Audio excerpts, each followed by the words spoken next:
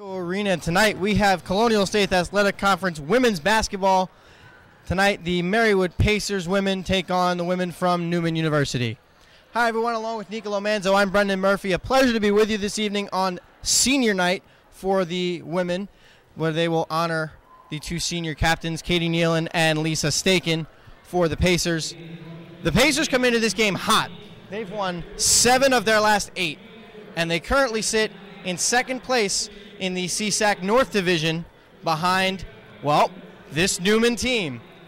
Both teams are playing absolutely great right now. Neumann's actually won a lot of games in a row. They're 9-1, and 8 of their last 10 they've won. And they're coming off a win over Notre Dame of Maryland, who they beat very handily, 78-46 on Saturday afternoon. Well, let's also quickly, Araya Ongst had a great week last week. She was named to the CSAC Honor Roll.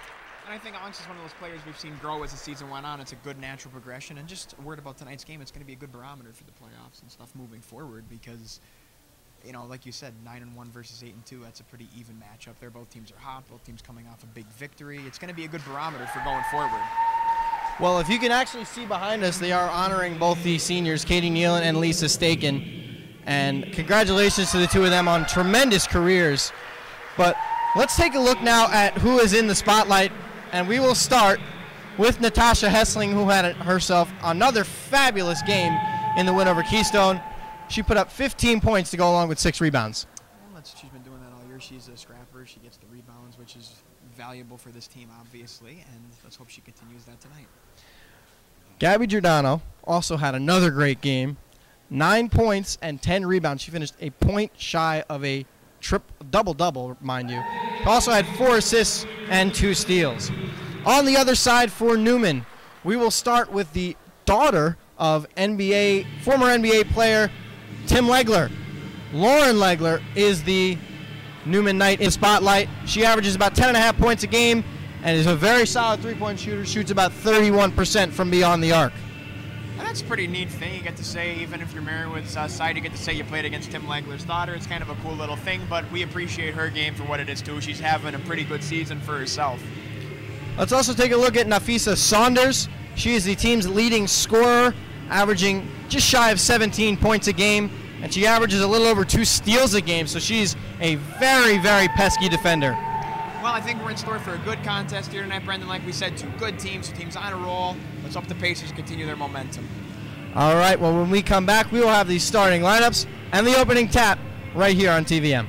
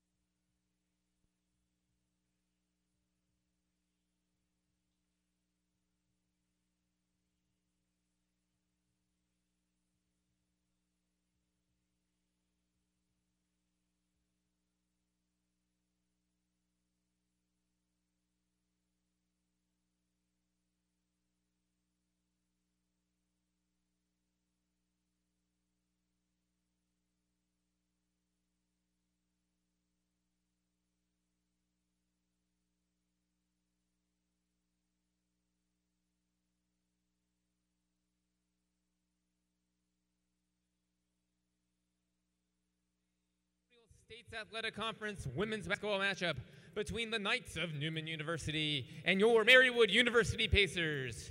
Before we begin, we ask you to please rise, if able, and remove your caps as we honor the United States of America with the playing of our national anthem.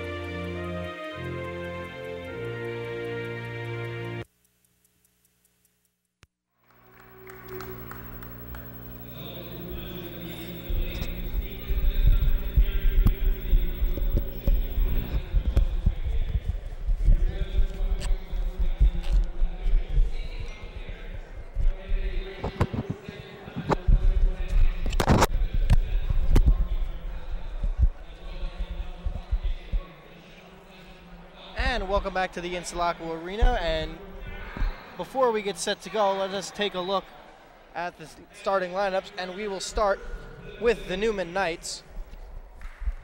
They are having themselves a great year. They come into tonight 14-5, 9-1 in the CSAC standings. So the lineups are as follows. Nafisa Saunders, the 5'7" junior, number 22, is in the lineup, along with Chantel Williams, the 5'7" senior, number 4. Monica Glenn, the 5'9" freshman, number 12. Lauren Legler, the 5'7" senior, number 23. And Mariah Mazjowski, the 5'11" junior, number 50. And on the other side for your Marywood Pacers, only one change into the normal starting lineup you see for your Pacers, as Lisa Staken gets the start on senior night. As for the rest of the team,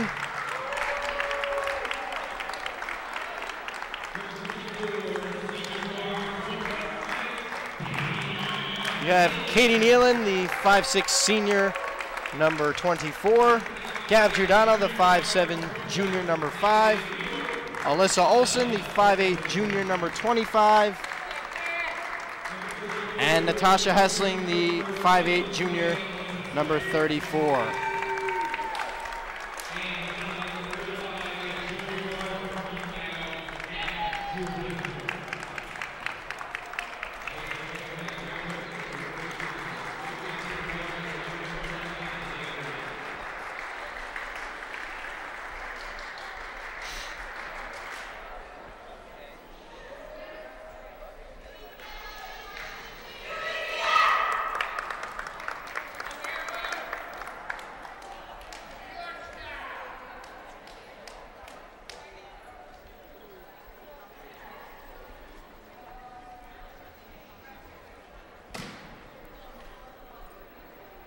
So here we are, getting set to go at half court for the tip.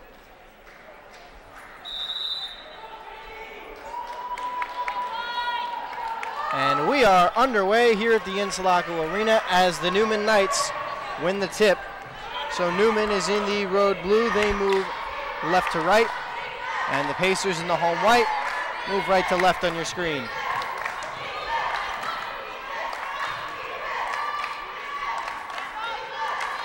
Chantel Williams controls it at the top. Pass over to Lauren Legler. The drive and the shot by Williams is no good. A fight for the ball, and Hessling corrals the board. Nice defensive possession there for the Pacers, forcing a tough runner there. And we have a foul called on the floor.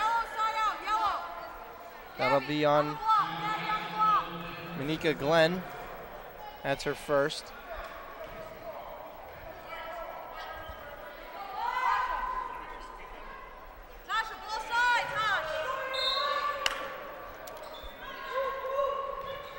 Nealon gets it into Hessling. Pass down low, Hessling backing down, and the shot is good.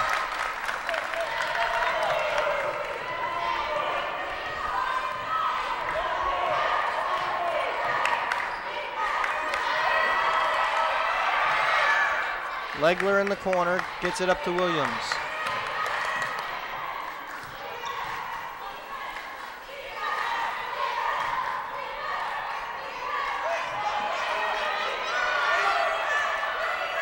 Pass inside, shot is in and out.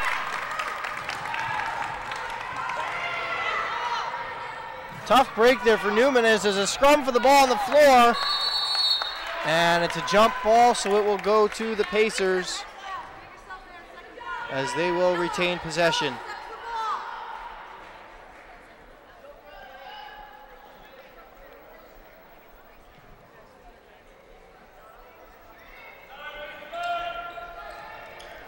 And that pass is tipped into the arms of Lauren Legler.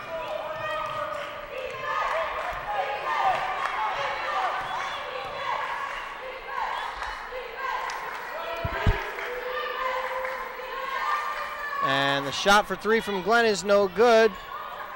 And Saunders got the board. That's another miss. She has another shot but misses. And another jump ball as it will stay with Neumann. Neumann had a few good looks there on that exchange down low. Pacers have to make sure they're not giving them too many second chances here.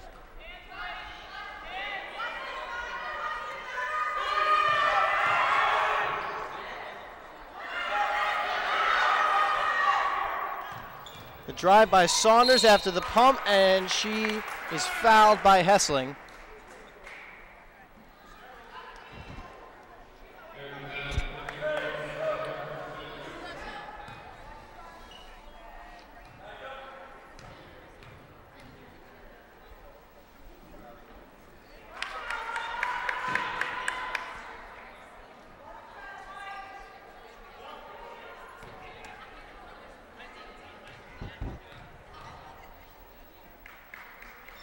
And Saunders goes 2 for 2.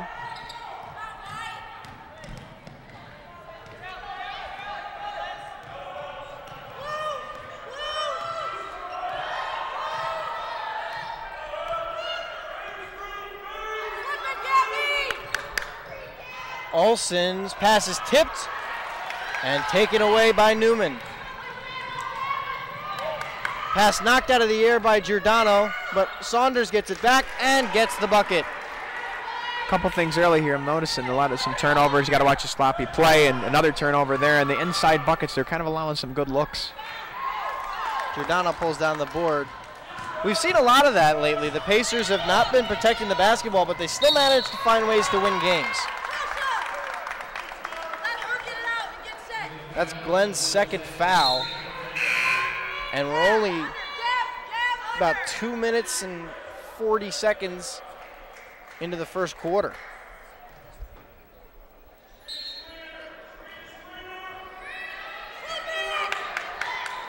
Nealon gets the pass into Hessling. The spin move, and she'll be called for the walk, and it'll go the other way.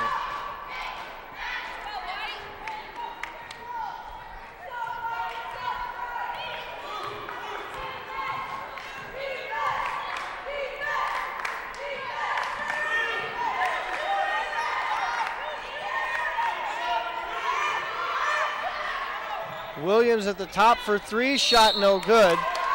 And a foul on Neumann, and it will go the other way.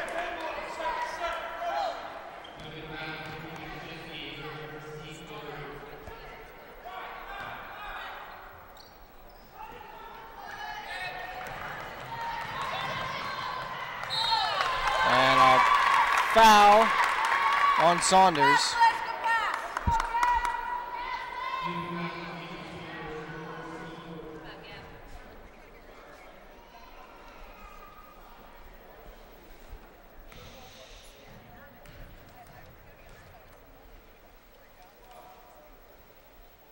Giordano's first free throw is good.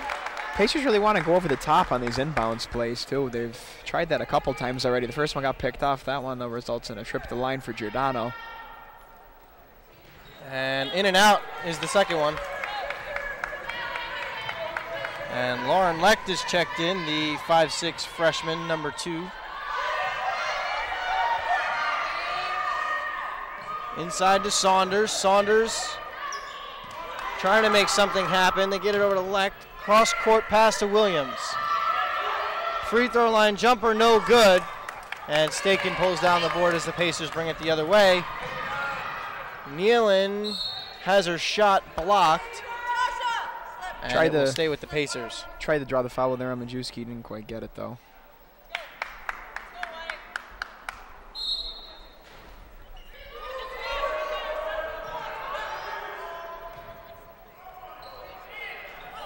Giordano's shot for 3 comes off.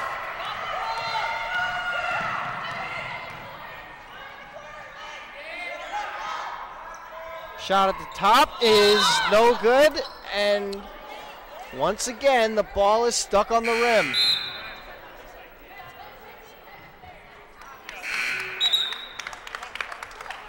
Well, there's some you don't see every day.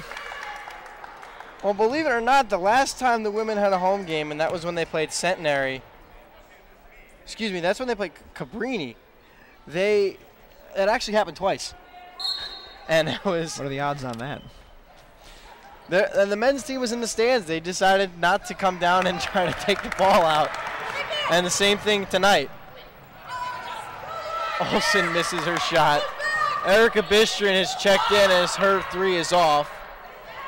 One thing positive, though, the Pacers are doing, they're getting down the floor very fast off their inbounds plays. They're breaking their pressure pretty easily and getting good looks at the basket, and then in turn they got to go look at the three-point line off the miss.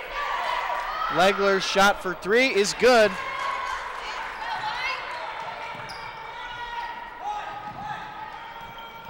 Once again, Lauren Legler is the team's leading three-point shooter at 31%.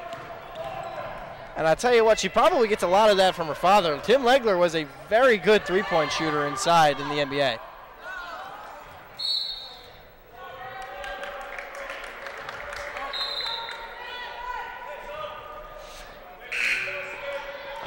Well, Neumann is content to really pressure the ball here early. That's something I don't know if it's going to continue for the whole game or not, but they are really putting the pressure on the Pacers all the way down the floor. Well, you can tell in the score right now, 7-3 in favor of Neumann. Alex Fernandez has also come in for Neumann, the 5'1" senior, number 3.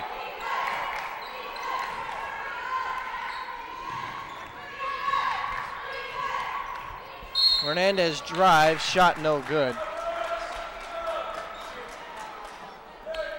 It also seems like Neumann's getting pretty good dribble penetration, too, resulting in some buckets or foul trips.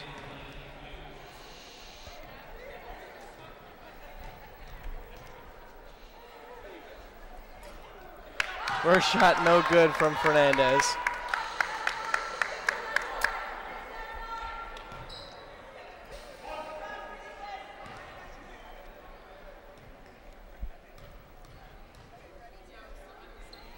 And she goes 0 of 2.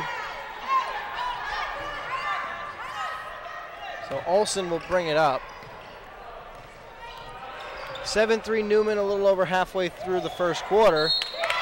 Olsen with a nice little step through, and she's fouled. So she'll go to the line. A 63% free throw shooter is Olsen. She will have 2 from the line.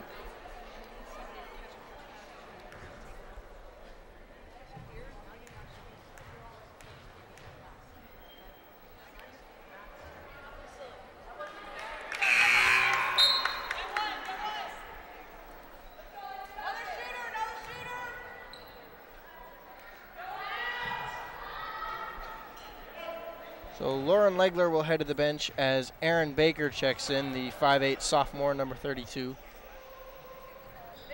And Olsen goes 1 of 2. Makes it a 7-4 game.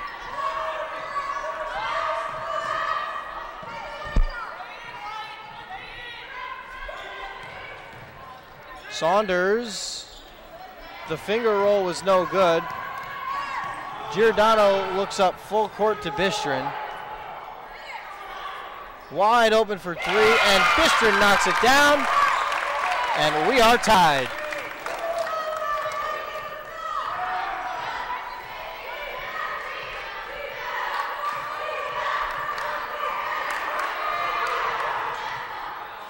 Shot no good by Baker.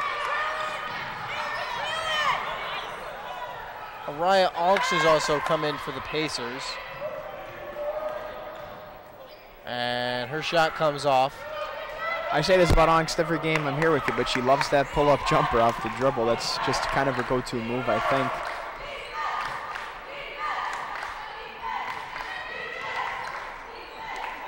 Pass inside, and a push-off will be called. Olsen takes the hard foul, and it will go the other way. Yeah, a little too much elbow there on the turn.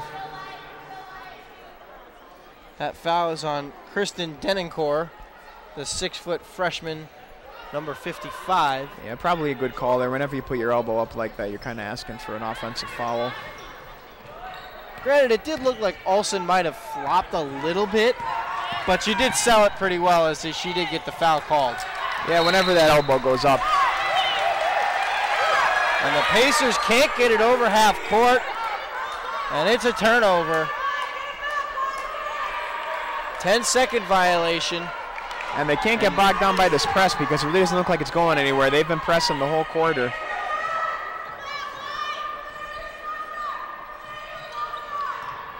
Saunders drives on Ongst, draws the foul, and gets the bucket.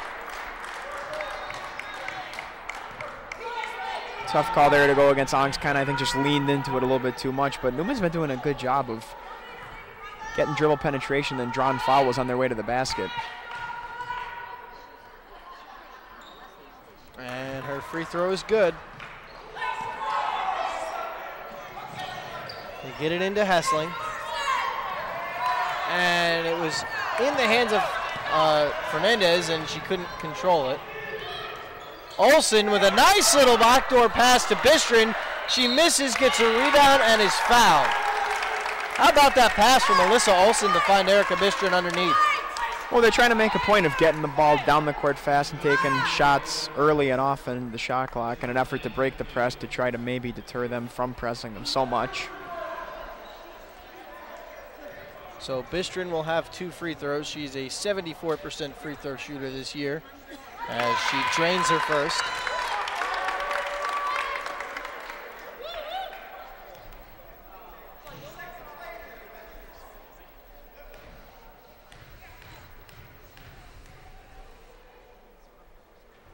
And it's good.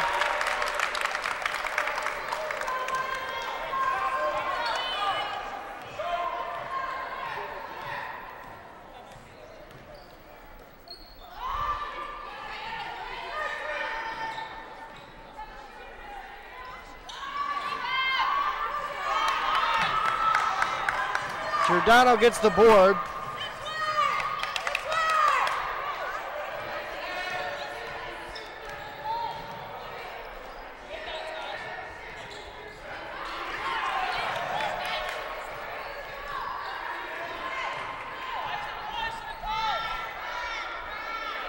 Olsen's shot for 3 is no good. Giordano gets the offensive rebound and she misses. And it is last touch by Neumann. So the Pacers will keep it. Nice job there by Giordano fighting for position there on the interior. She does know how to rebound for sure.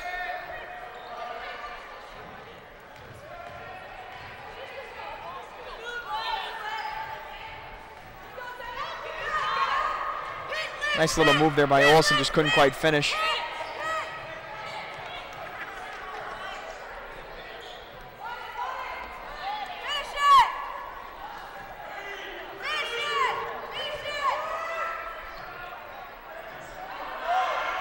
Ongst has her pass knocked away. And it's last touch by Neumann.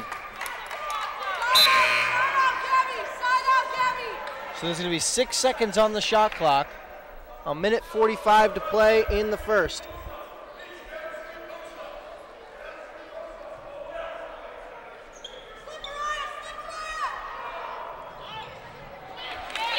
Gorgeous pass there. Really threading the needle right there. That was beautiful. And credit to Giordano for finishing it too.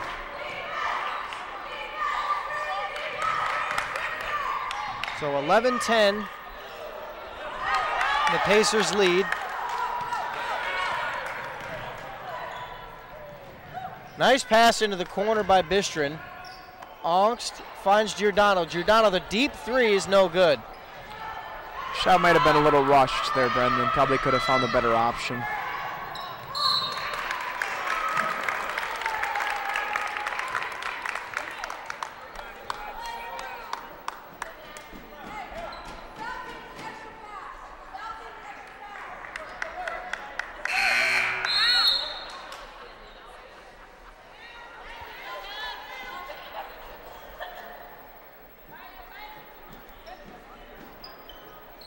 And they get it into Hessling. Hessling is pressured. Saunders all over her. And they call the 5 seconds.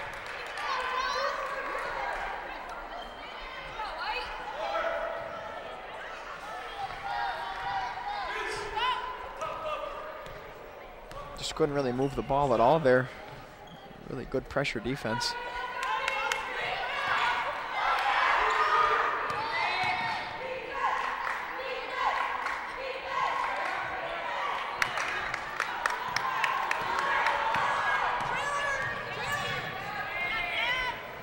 Giordano's pass is taken away. Shot clock is off. And it looks like Newman's going to hold for a good shot. Legler controls it. Gets it back to Chantel Williams with 10 seconds left in the quarter. The shot for three, no good. Rebound by Legler, and she is fouled. You don't want to see a foul there. 2.8 left on the clock.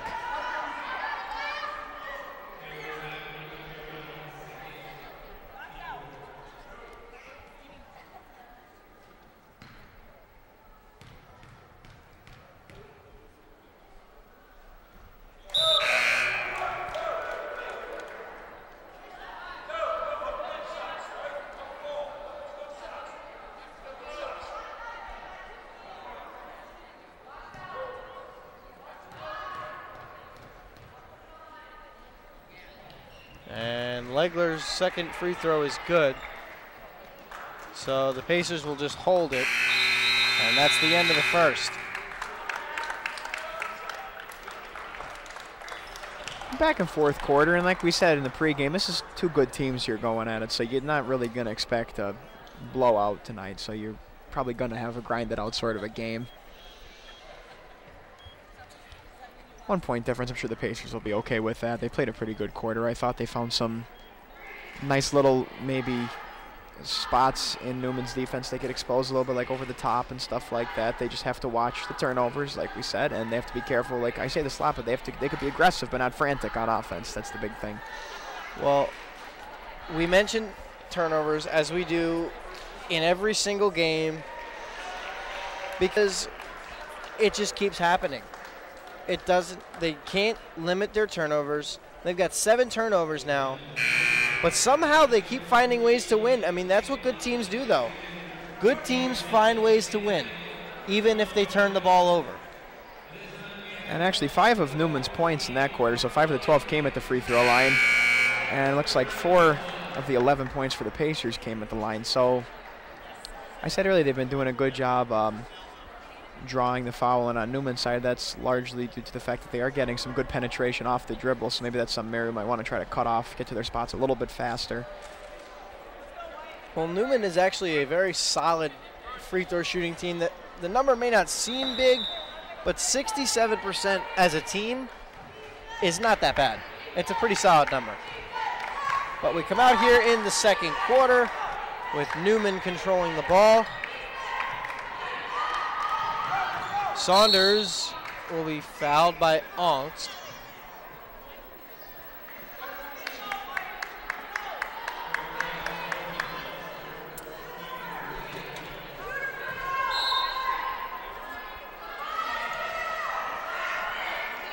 Saunders drives baseline and throws it away.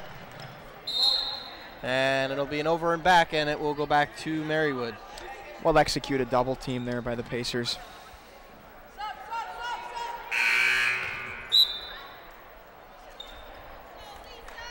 And Lisa Staken will check back in for the Pacers as Angst will take a seat.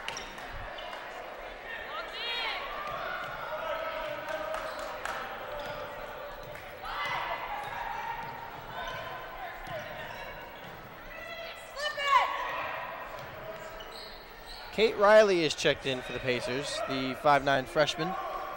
And that pass is tipped, knocked away, and stolen away by Chantel Williams. And Bistron got a hand on that pass intended for Legler, and it goes out of bounds. So the Pacers do a good job of hustling back defensively after the turnover. Yeah, quick hands there by Williams, her second steal of the game, and then we saw Bistron with the quick hands just to tip it away, prevent a breakaway there. Legler, that's a long two, it's no good. Williams tips it right into the arms of Leck.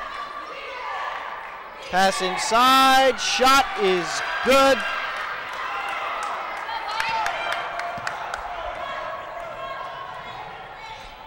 And there is Mariah Majewski. She's a Dunmore High School graduate, so that's actually Coach Machako's alma mater.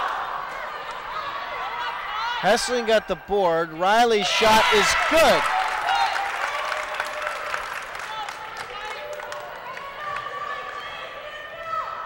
Well, it is a bit of a mismatch. Majewski and Hessling underneath.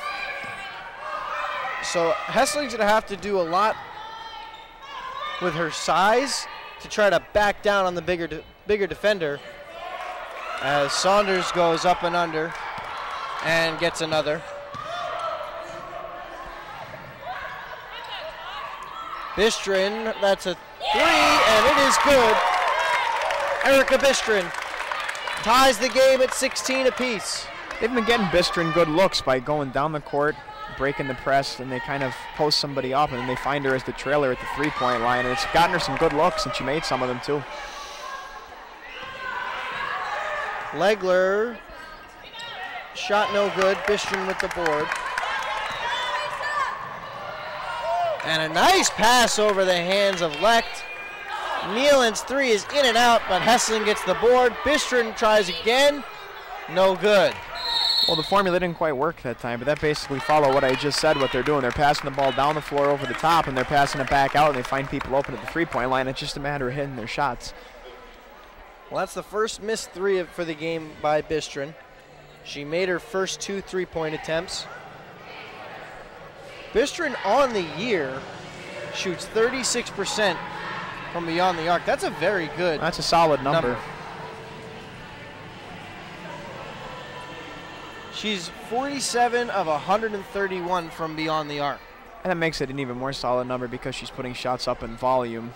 So that just validates the number even a little bit more there. But that is a very solid number from beyond the arc. I'm sure they'll continue to keep getting her looks. And Katie Nealon as well. You saw her take a three. They're going to probably continue to get her looks out there.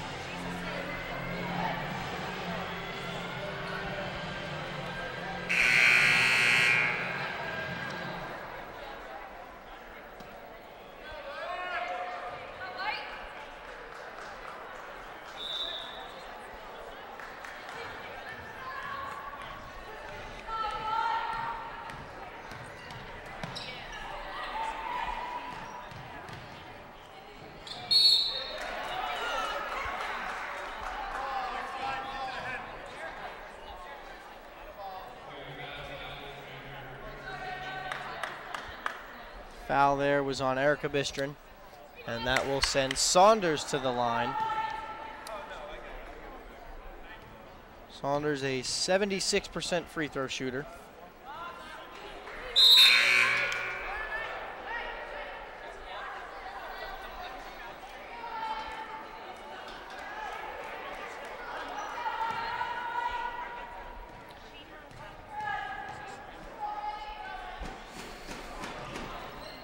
And in and out. Sam Bruno pulls down the board as she's just into the game.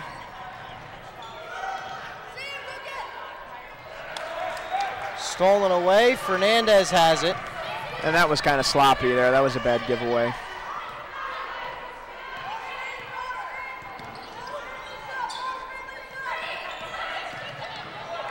Legler gets it to Saunders. The drive shot no good. Blocked by Bruno. Saunders for three. No good. And the speedy Fernandez comes out with it. Got to watch those offensive boards. That last one though did take a little bit of a funky tip off the rim. They were well positioned, but at the last minute it tipped off and out. Well, Fernandez, granted, she doesn't have the size, but boy, is she quick. Well, that's normally how it works. If you don't have the size, you make up for it with the speed.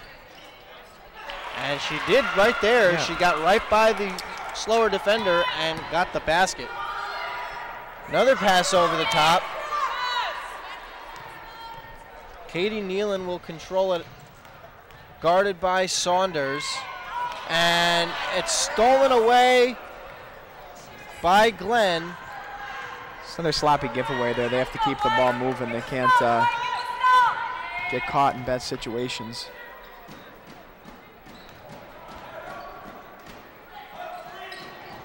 And an errant pass. And a turnover by the Knights. And then on that end, that's a sloppy pass on that end too. But it was good defense by Nealon there to block the passing lane.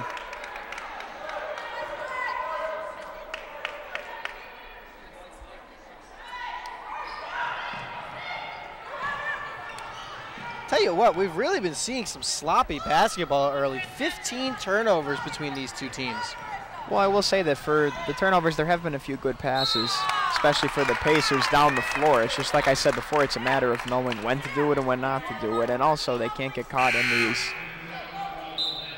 They really can't allow their dribble to get taken away from, let's put it like that. That's kind of one of the worst turnovers you really could have because it's just you one-on-one with somebody and it's probably a result of sloppy play. You're giving the ball away.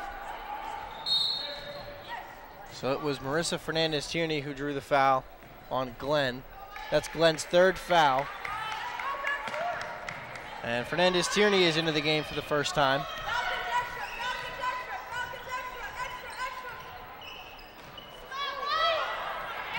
And Saunders comes up with the steal. Jumped Maybe the hurt pass. on the play too. Shot no good. Yeah, it looks like Saunders is limping a little bit. Well, it's nice to see her back in the play because she did come up a little bit limping on the in the backcourt there, but it's good to see her back in the play. Hopefully she'll be okay. Looks like she might have just banged her knee on the floor, and that happens sometimes as a shot was made there. That'll happen sometimes. That's why you see a lot of the players wear the hex pad knee pads. Nice idea there by Giordano. Good look, just didn't go in.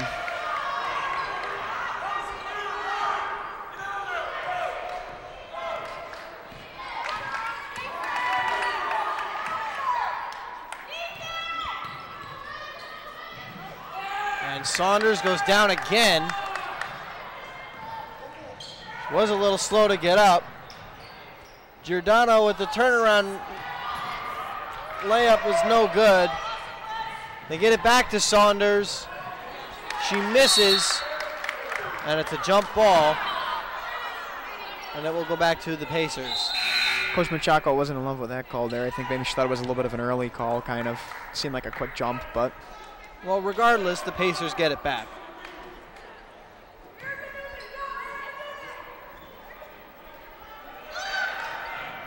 Into Fernandez-Tierney. She tries to go coast to coast. She is fouled by Fernandez. And we have some Fernandez on Fernandez matchup here. But good job, though, by Fernandez Tierney to draw the foul there. She really rode her defender there. Looked like Fernandez was going to get through and get the steal. She has a little bit of speed on Fernandez Tierney, but Fernandez Tierney got through and got the foul called on her. And she goes 0 of 2 from the line. A little uncharacteristic by Marissa Fernandez Tierney to go 0 for 2. Hoop and the harm for Nafisa Saunders. And she's fired up. They're a quick team, though, Brenda. They're quick into the passing lanes. They're quick to the basket. Absolutely, and that speed is one thing that the Pacers really do not have. They're kind of a slow team, but that's their game. They play that way, and they play very efficiently that way, considering the fact that they're 8-2 in conference. 10-9 overall, which is kind of impressive considering the fact that they started the year a little bit of a cold stretch. And if that's the case for Marywood, the thing that's going to be troublesome for them is that Newman's really controlling the pace of this game right now. They're pressing them hard when they have the ball, and then that's going to result in a lot of long passes down the floor. It's going to result in a lot of back and forth, up and down action where you're going to have a lot of runouts and stuff like that. And that plays right into their hands with speed in order to use some slow and speed. You want to slow the game down. And there's Sister Mary Persico, who is making an appearance at the game tonight, just coming in. She's usually at some of the games, but that's the first time we've gotten to actually see her on camera. It's pretty cool. It is. She's here to support the Pacers.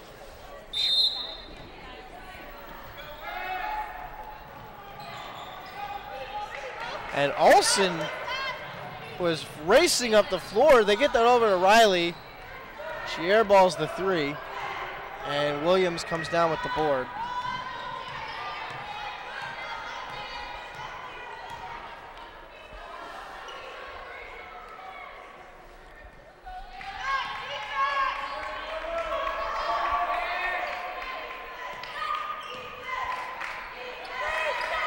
Pass inside, too tall for Denoncourt.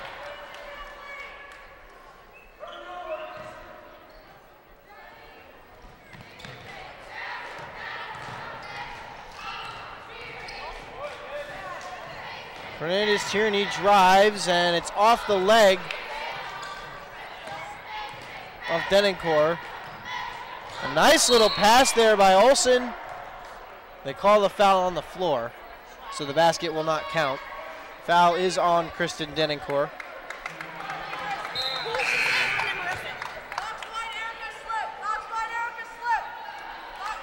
Well, I kind of suspected this, so I took a look at it here, and I think the stat is right. It's 15-0 right now. Points off turnovers, advantage for Neumann. So that's a big number. Bistron drives. She's fouled by Williams. Also a stunning number right now is the field goal percentages for each team. 23% for the Pacers and 27% for the Knights.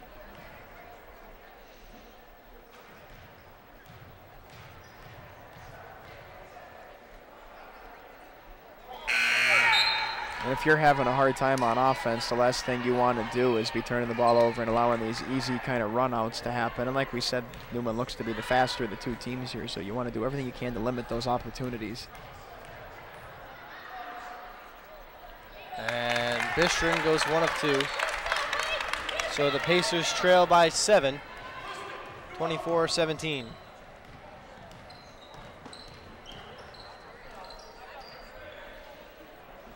Denoncourt drives on Hessling. Shot no good. And a hard foul. Denoncourt and Fernandez Tierney went down. Looks like Fernandez Tierney took the brunt of that hit. And you can see it she sort of looked like her she wrist a little flew bit. over her back kind of or something, going for the rebound. Coach Machako wasn't happy with that one. Let's just say that. Had to calm even her bench down a little bit there. Looked like Fernandez Tierney might have been clutching her wrist a little bit. Could have heard it when she fell to the ground.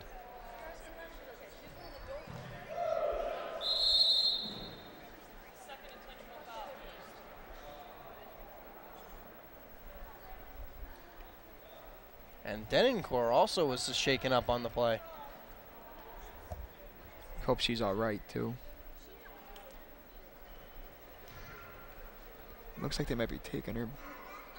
No, they're just putting her on the bench. And the trainers will go attend to her. Fernandez Tierney misses her first free throw. Well, we hope it's nothing serious there, really. At the end of the day, it was just an unfortunate kind of You never wish anything on anyone, and especially when you're playing a rival school or a rival team in any sport, like for example the Super Bowl. Yes. No one, in Rob Gronkowski's case, no one wishes that he won't be able to play. Granted, Eagles fans may, but you never wish an injury on anybody. No, of course not. If they're just two players going for the ball, I think there maybe a little reckless, but nonetheless, we don't want to see anybody get hurt. 5 to shoot. Williams finds Saunders. Saunders to beat the shot clock, and it's a 30-second violation by Neumann.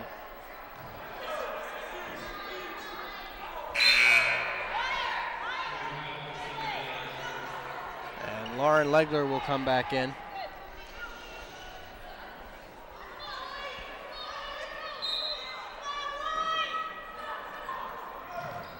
They get it into Saunders, dribbles through Hessling and Olsen. Shot no good. Hessling with the rebound. Full court pass to Fernandez Tierney, and that shot is blocked. Very nice well block timed there block. by Mujeski. Very well timed block there. That was a tough shot to block. She got behind her, and she did a great job there.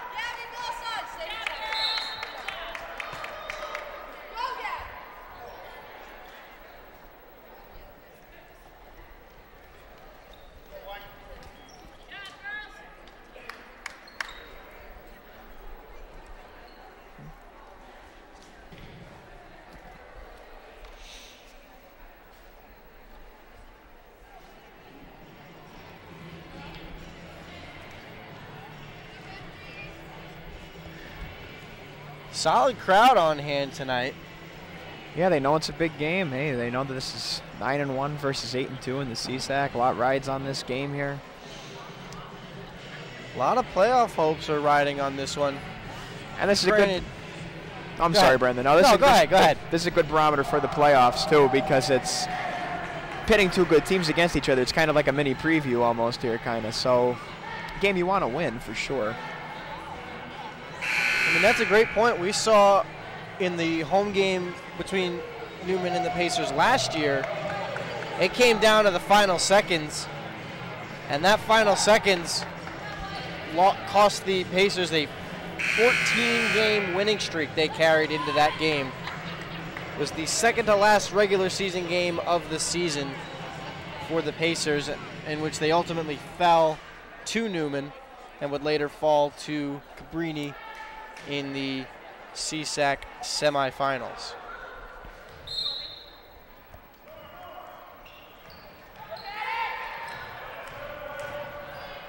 Giordano's shot is good over the taller defender. And not an easy shot there, but she converted. Nice job there by Giordano. So the Pacers sit at 8-2 in conference. Shot by Saunders, no good. Gwynedd Mercy leads the CSAC North Division at 9-1. In the South, Cabrini and Neumann. Cabrini sits at 10-0. Neumann at 9-1. Remember, 6 teams make the playoffs as Bistron knocks down a 3. With the teams below them in Keystone, Cedar Crest, Immaculata, Notre Dame of Maryland, none of those teams look like they're going to make any kind of a run with low records. So it seems like the playoffs is set. It's just going to be a matter of seeding. Who will be what seed? Who will get a home game? Pacers playing with some energy here. They're doing a nice job on defense, staying in front of their opponent, and on the other end find the nice open 3 looks. Giordano's shot for 3 was no good. Pacers on a 6-0 run here in the last 2 minutes.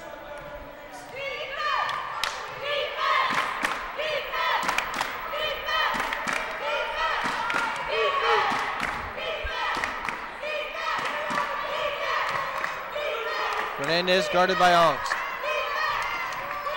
The drive by Saunders, gets right by Olsen, and gets the basket. Nice pass by Giordano up to Hessling, and they answer back. Nice vision there by Giordano. Nice job by Hessling. They're out running the floor. Good hustle, good basket. That's one thing Giordano has done this year. She's gotten a lot more assists than she has in the past. She doesn't have to score the ball as much. She has Erica Bistrin this year. She's got Natasha Hessling, who have been scoring the basketball very well, very efficiently for the Pacers this year. Stolen away by Saunders. Shot to beat the buzzer, no good. And that will do it for the first half. Well, the Pacers closed the half on a solid note there. I think they kind of clamped down on their turnovers a little bit during the last couple of minutes, except for that one right before the buzzer, obviously. They created some good looks for themselves. We saw some nice passing. We saw some more energy on defense. They're cutting off dribble lanes a little bit more, and that's something they're definitely going to have to do more of in the second half.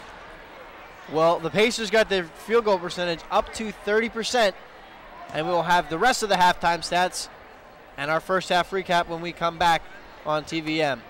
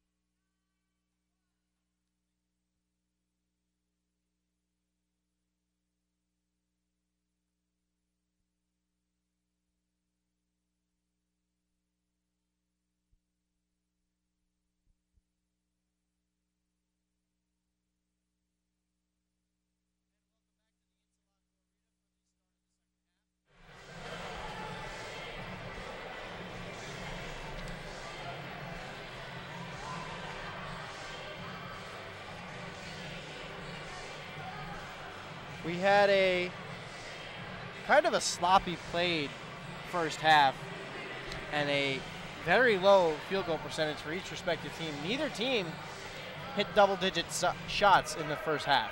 Yeah, it's not good. I mean, the game is tight, so it's an entertaining game, definitely. It's you could see both teams are playing with a little bit of a sense of urgency. It seems like they want to really win this game. Pacers are doubling Neumann in turnovers right now, 12-6. Some positives, though, for the Pacers. They do have a 15-2 advantage in bench points, and we've been seeing some key contributors off the bench tonight, give them some quality minutes. So that's something to look at going forward. The 15-1 points off turnovers is in Neumann's favor, and Neumann actually has a 9-1 steal advantage. So that's putting their quick hands on display that we've been seeing all game long.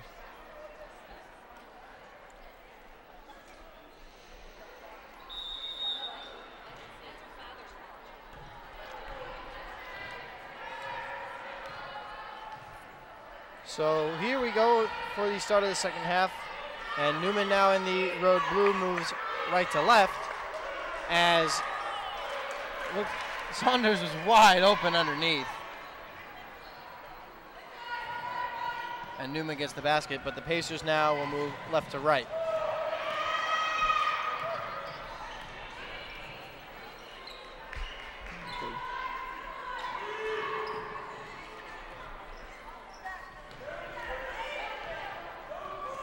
Staken dribbles it off her foot and goes out of bounds.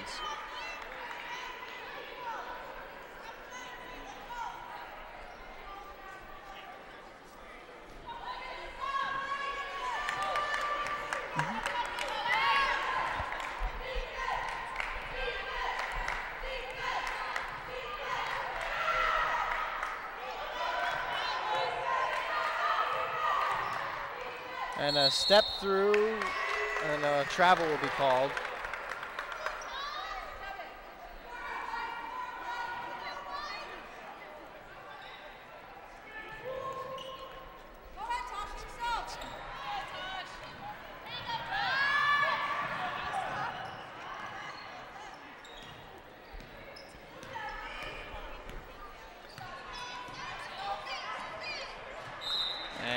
Brendan, we were talking about him earlier. It does look like Tim Legler is here tonight, actually, to watch his daughter play basketball. Or it certainly looks like him. If it's not him, I'm pretty confident it's him, though.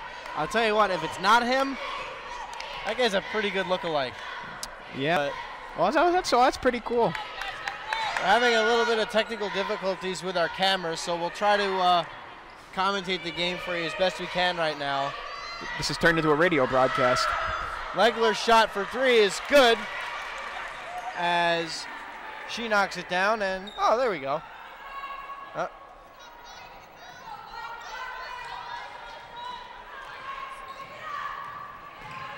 Been having some issues with that camera, but we're working on it, fixing it. Staken's shot for threes in and out. Legler pulls down the board. Yeah, it certainly does look like Tim Legler. That's definitely him, Brendan.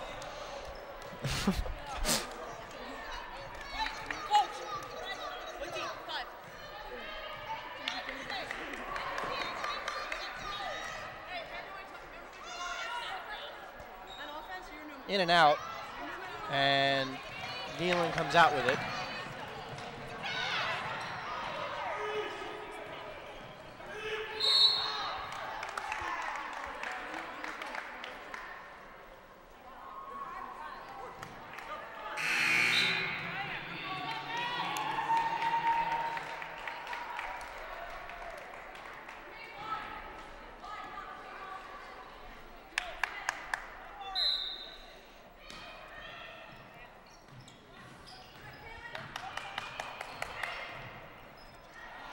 Nice sloppy pass there.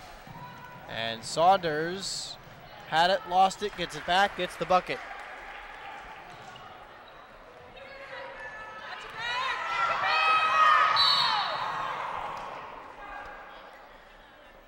Well, Neumann certainly come out fast here.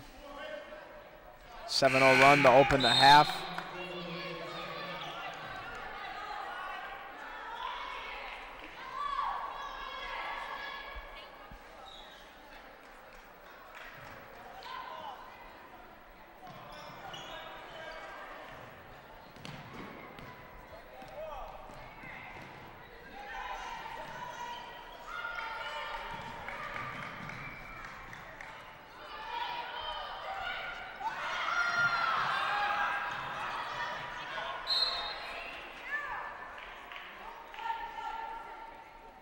And this is one of the largest leads of the game here for Neumann. I believe it is the largest. So the Pacers got to watch this game just to get away from them here early in the second half. Bruno's shot is good. There you see Bruno with a nice little basic move there, really just dribbled in. A nice little post move up and in.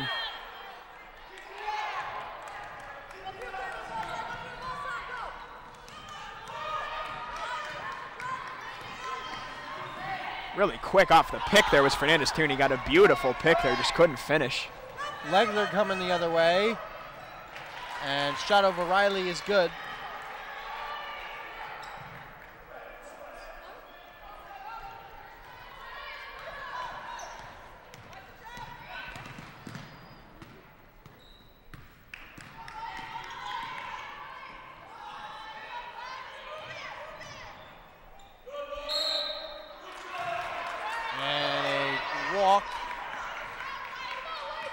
Goes the other way.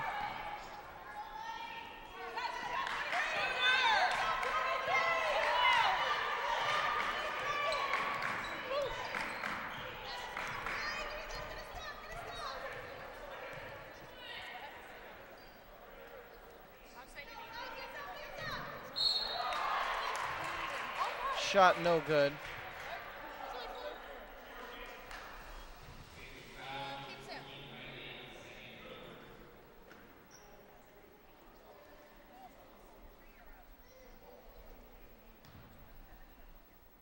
Saunders is at the line. She makes her first. Saunders, a 76% free throw shooter. We'll have one more.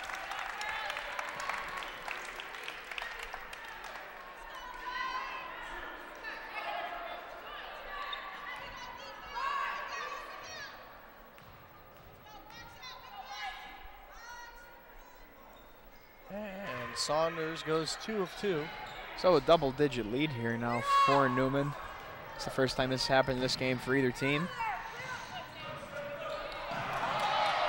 Another turnover and off to the races again.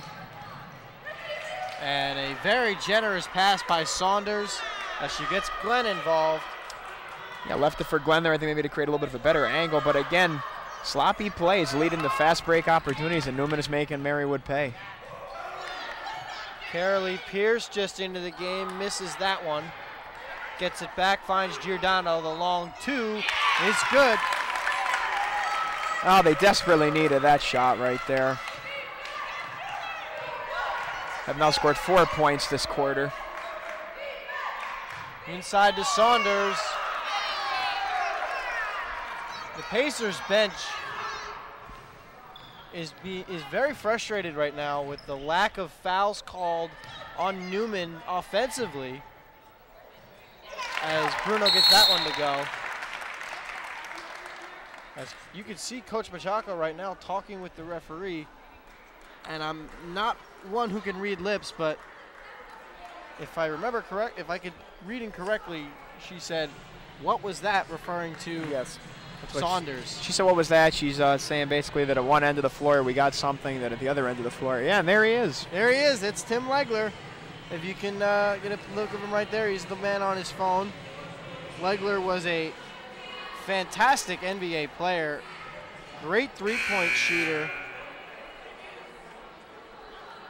Played for a bunch of different teams in his career, and coincidentally enough, as his daughter Lauren is a great three-point shooter, so is he. He was the winner of the 96 three-point shootout. So that's pretty cool. Add that to the list of people that have made their way to Marywood University.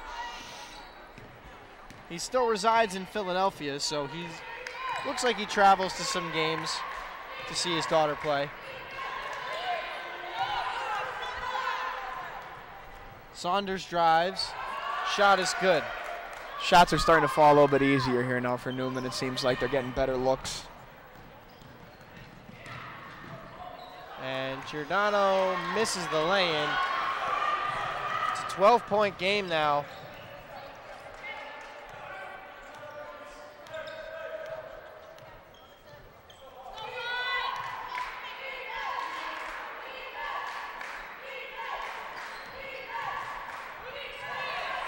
Saunders inside, gets the basket, and the lead is swelled to 14.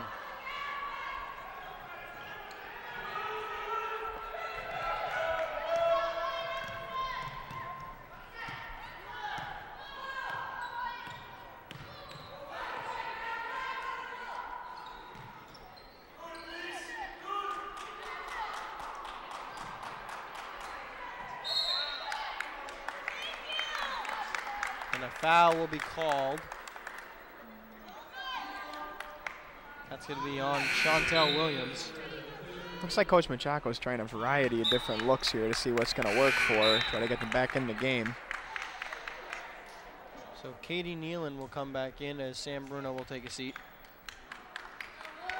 But what a game for Nafisa Saunders.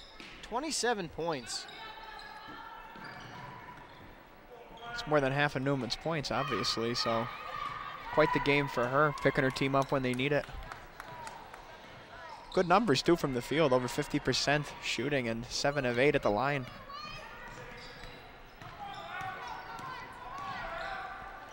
Nealon gets it over to Hessling. Bistrin drives, and she will be fouled.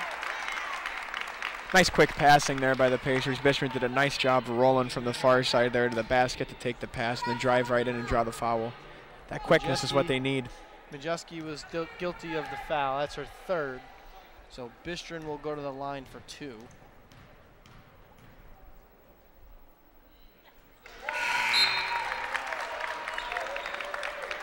She drains her first.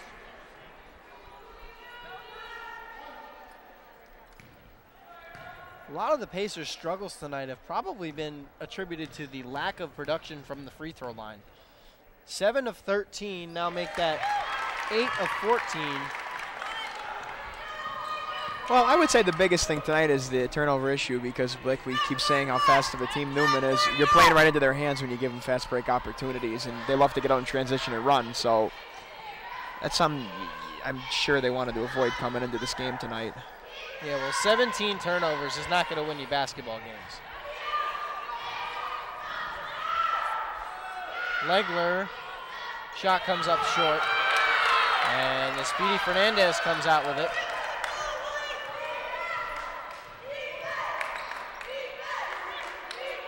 Six rebounds for Alex Fernandez. 3 of them are offensively.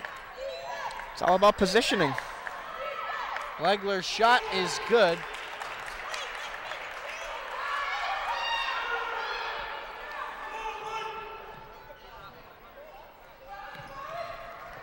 Newman's been pressing all game long, and it seems like it's really disrupted the pace for the Pacers. They just cannot seem to protect the basketball or control anything offensively.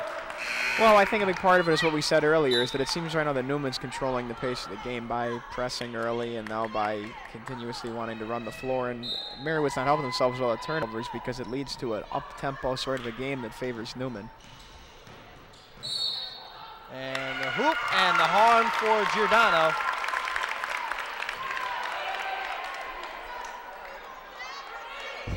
Foul was on Lecht. And Giordano will have one more.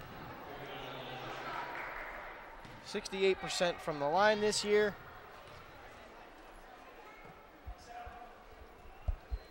And she makes that one as the lead is down to just 11.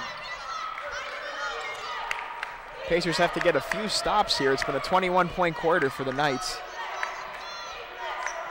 And we're not even 9 minutes played.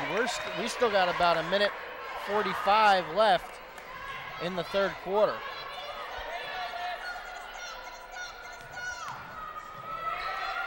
Saunders in the corner. Drives, shot, no good. And it's off the hands of Hessling and out of bounds. Saunders just didn't finish there. She did a nice job, showed off some athleticism, really hanging in the air there. Shot good by Saunders. And she makes good on that one, splits the defenders and gets her bucket. 29 points now for Nafisa Saunders. Nealon takes a 3, and that's no good.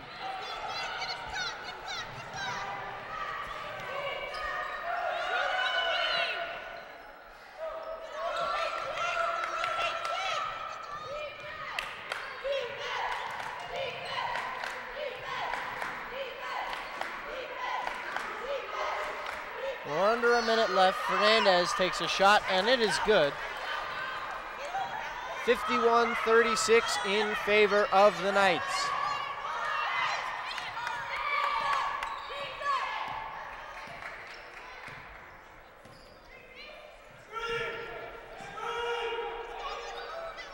Nealon controls it. Pass underneath to Bistrin, and they get the basket. Nice find there on the pass underneath by Katie Nealon. And you got to figure Neumann will just sit on it here. 13-point lead, 16 seconds left in the quarter. There's no point in taking a shot unless it's wide open.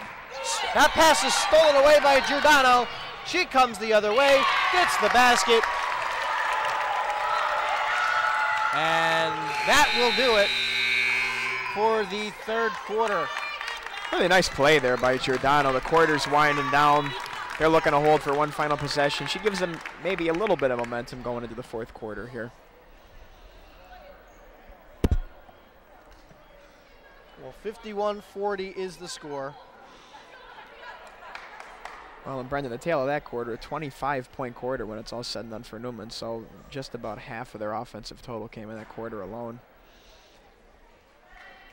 Pacers will have to shore up their defense a little bit if they want to make a comeback here. They're going to have to not only play good defense, they're going to need to figure out how to break that press.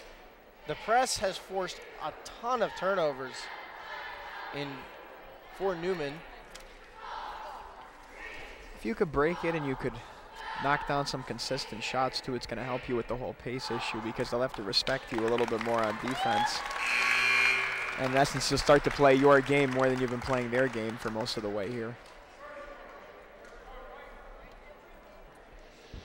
So 29 points for Nafisa Saunders.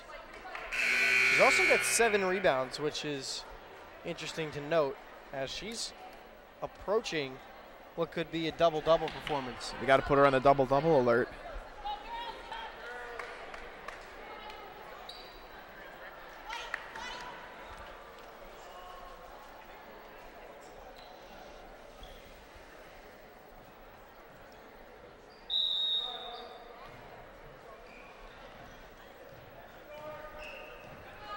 So at the start of the fourth quarter, the Pacers will have it. Giordano's shot is off, and that's 8 boards for Saunders. And it is good. And she can't be stopped, Brendan. She's not going to be denied here. Takes it right into the chest of her defender, up and in for the and one. And we are really looking at an impressive scoring display here tonight by Nafisa Saunders. To give you a taste there of how well Neumann actually did offensively in that last quarter, 66.8% from the field. So 2 out of every 3 going in there. And they also shot 33.3. They made 1 of 3 threes, so that's respectable also. But the 67% is the number you got to really look at and kind of marvel at there.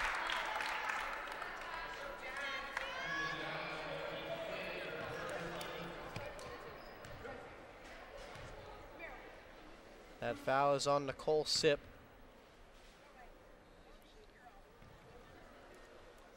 The 5'9" senior is guilty of the foul, and Hessling knocks down her first.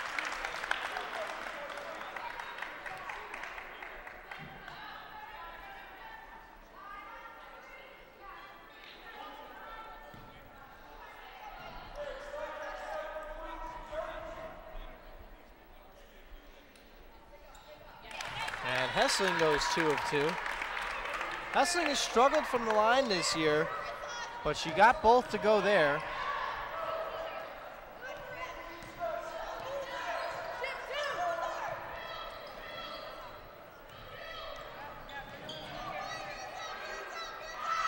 His shot for three by Glenn is no good.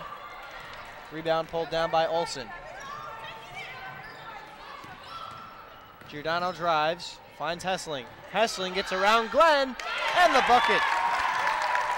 Nice offense there by the Pacers.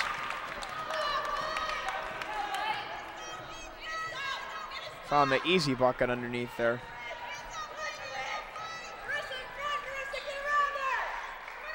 It'll be interesting to see if Neumann really keeps their foot on the gas pedal here or not, because sometimes a lead could be a curse almost. Pacers bench wanted to walk there, but it doesn't matter regardless, as it was a miss. And a rebound pulled down by Natasha Hessling.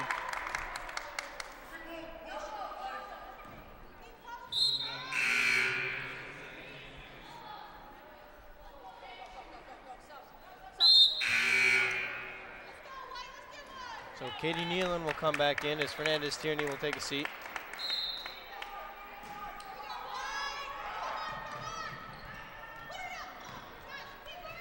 Giordano for three, that's no good. Bistron with the rebound, misses, and Chantel Williams comes down with the board. A few good looks on that possession. They had sort of like the pick and pop there with Giordano at the top there for three, and they had Bistron off the offensive board. Just couldn't convert.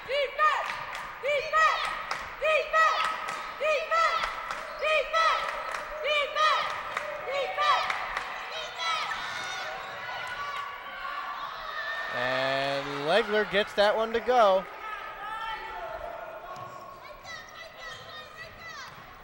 So a solid night for Lauren Legler continues as she's got 12 points. And Saunders is guilty of that foul.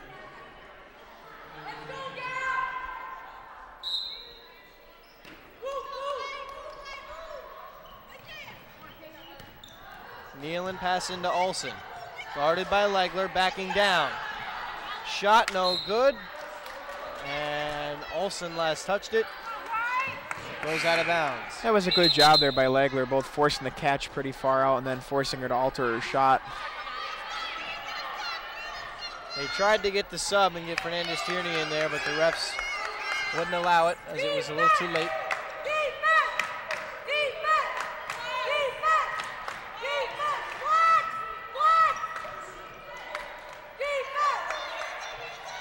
A backdoor pass, and that shot is good by Erin Baker.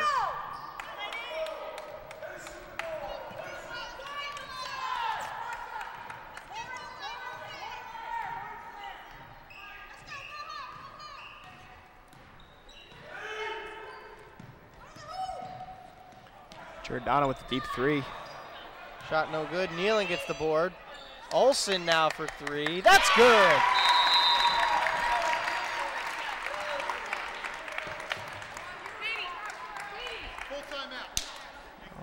Full timeout here for the Pacers, called by Coach Tara Machako. They might be looking maybe to mount their final run here at the Knights, see if they can't get back in this game. Well, 58-47 is the score.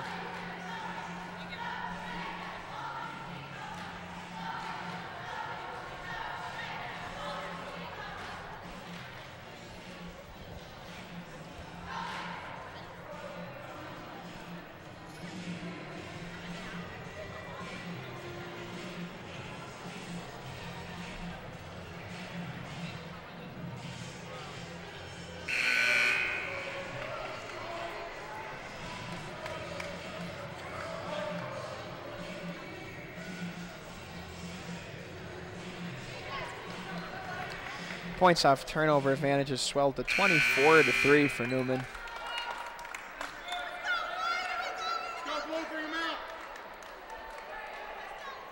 Bench still contributing for the Pacers, pushing their total up to 23 points.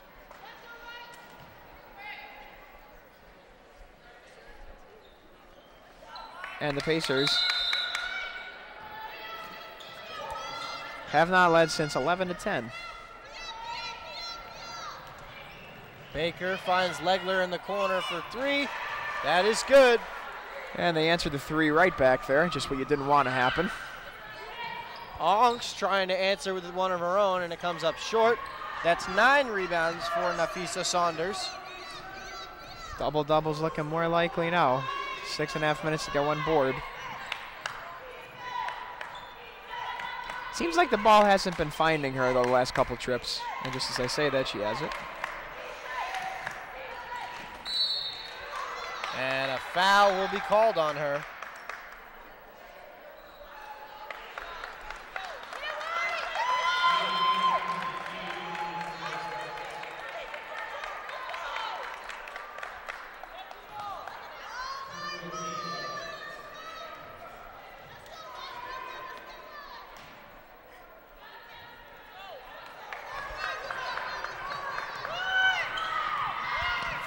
Point game, 61-47.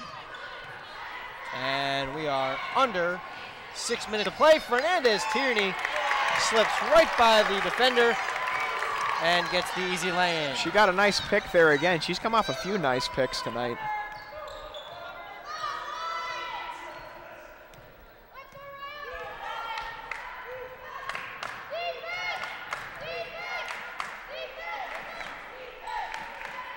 Saunders for 3, in and out.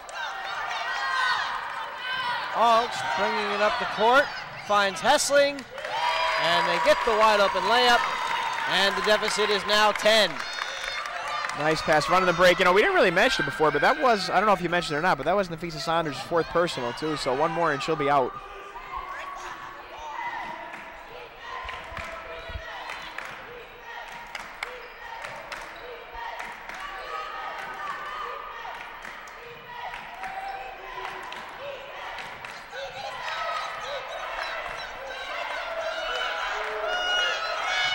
Fernandez gets a screen from Legler, and it's an illegal screen. And it will go back to the Pacers.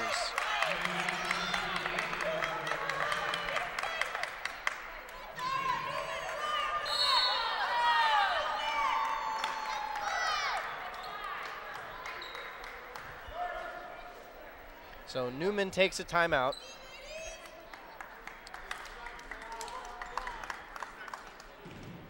They've had a few calls go against them and a few nice offensive trips there for the Pacers. Warrants a timeout here for Neumann. As I said before, Nafisa Saunders, 4 personal. She's got to be playing a little bit on her toes now too because she doesn't want to go out of the game. So if you're the Pacers, I mean, preferably you try to isolate her. You know she's not going to be going as hard on the defensive end. But really, on the whole, I'd say just keep doing what you've been doing the past couple possessions, getting the ball up the floor, running your transition offense now finally, and you're actually getting some nice looks at the basket as a result. Ball movement has been sharper. And I think they had 14 turnovers, the Pacers, if I'm correct, in the first half, or somewhere around there. And if that's the case, they've only had 3 in the second. So they've definitely been better with the basketball.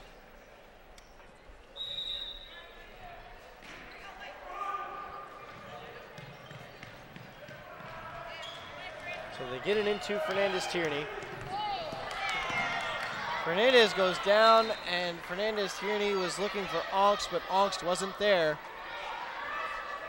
Well, there was a lot of things going on in that play. Fernandez for Neumann hit the deck there, and then Fernandez-Tierney, Marywood there, took the ball in. It looked like she was expecting a cut from Onks, didn't come.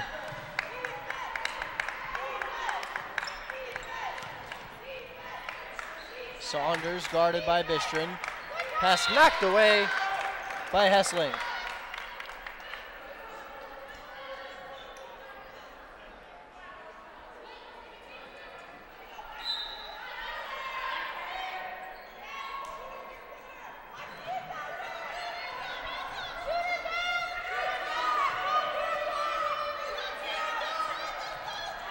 Saunders. Oh, what a shot from Saunders. 34 points now. Bistrin finds Fernandez-Tierney, who finds Hessling, and it gets the friendly roll. Man, that thing looked like it was hanging up on the rim for ages. They've been doing that a lot. Neumann seems to be caught sleeping a few times. Bistrin almost had the steal. Saunders drives again, she misses. Fernandez-Tierney with the board. We're under 4 minutes to play. Bistrin, the long three, no good. And a push will be called. It looks like it's going to be on Hessling. Always a tough call there when you're forced out of bounds. Is it out of bounds? Is it a push? This time the call went against the Pacers, and I'll tell you what, that three, they really wanted that one from Bistrin to fall. Just a little offline.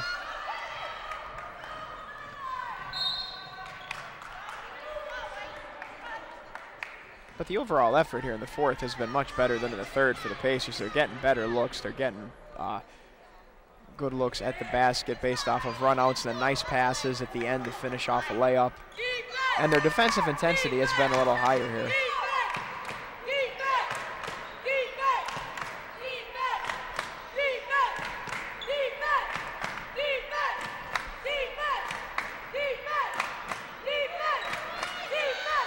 Shot for three, no good. And Fernandez was going for it, but couldn't get it. Olsen came out with it. Yeah, nice hustle there by Olsen with the tap. Christian with a nice step through. Coach Machako wanted a foul, but she gets the layup. I will tell you on that one, it did sound like there was some skin-on-skin contact there, like there might have been a slap on the way in. Legler in the corner for three. No good. Giordano with the rebound. 8-point game. We're under 3 to play. Bistrin in the corner for three. No good. Legler with the rebound. Momentum is in the Pacers' favor here, though. I feel like every shot they're putting up has a good chance of going in here.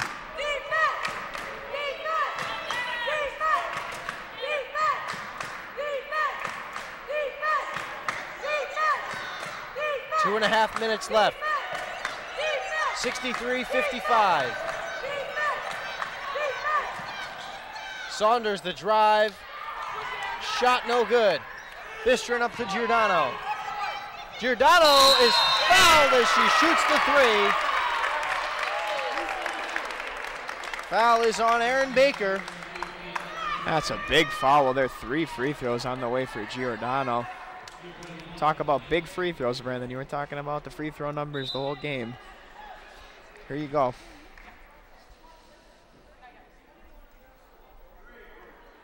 So 68% shooting threes is Giordano.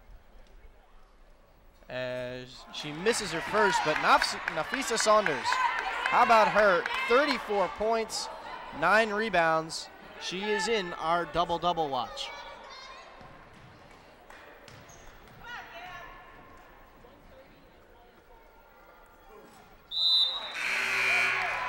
And 2 of them rimming out there, in and out for Giordano.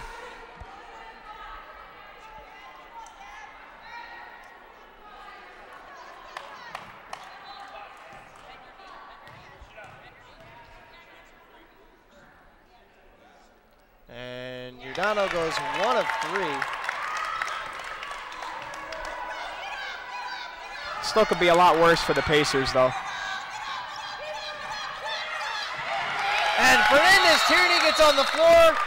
Jump ball. Arrow is to Neumann. And it'll stay with Neumann, but that's not necessarily a bad thing because the Pacers will get the next jump ball. Well, I can tell you, it's obvious that their pressure bothered them, so they got to bring the pressure again. They're finally putting the press onto their own here. They get it up to Fernandez. Saunders, hoop and the harm.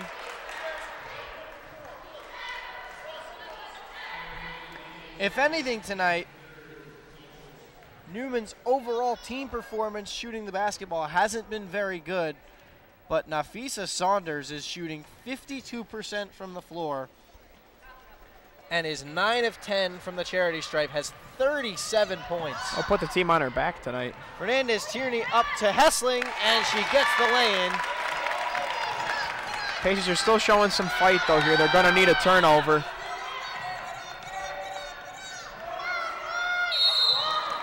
And a walk will be called. And the Pacers get it back. That's just what the doctor ordered there for the Pacers.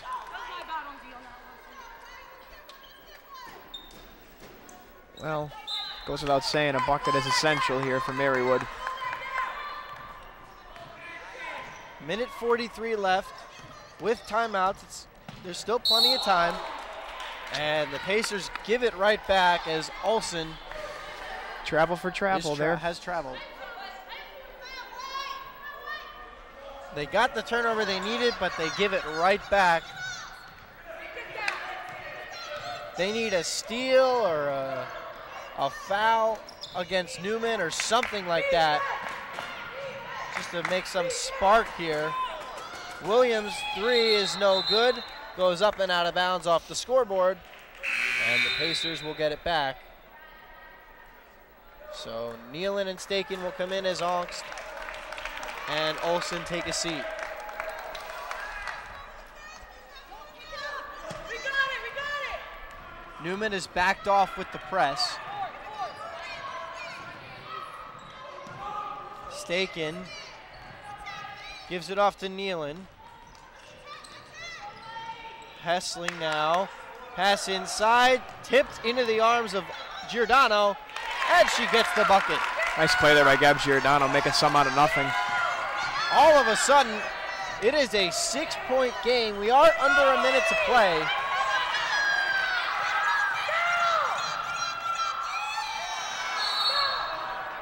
And a timeout will be called by Neumann. 3 Pacers in double figures.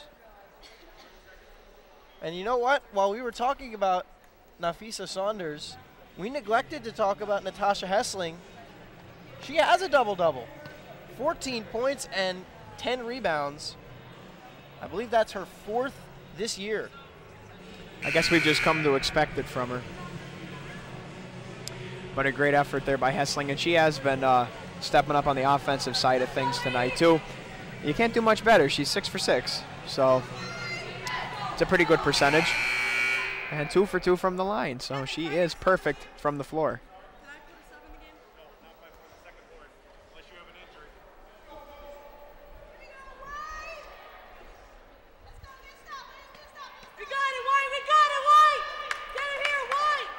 You probably figure they're going to have to apply some pressure quick here, because the shot clock would take us down to 28 seconds.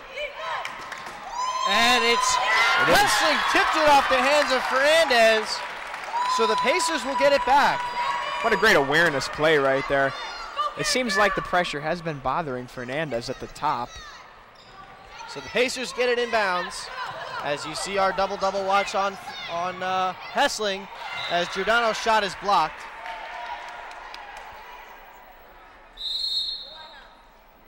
And a timeout will be taken by Pacers head coach Tara Machako. Well, they've made it a game, Brendan. They've clawed their way back in it here. They had a little bit of a blip in the third quarter. You have to wonder if maybe late in the game here that Neumann's running the floor the whole night and really pressing, has that taken a little bit of a toll on them? Well, they have seemed to, they came out, Neumann did, early, applying the pressure, and the Pacers really seemed to have no answer in the first half. They were getting their points mostly because they would break one press, get free, and get a bucket. But they were not shooting well at the half. Let me get my paper here, if I could find it. You know what, maybe I'll steal yours. They, at the half, let's see. At the half, they were shooting, let's see, 32%. No, I'm sorry, 25%. That's not good. No, it's not. But they've clawed their way back in it here, has Marywood.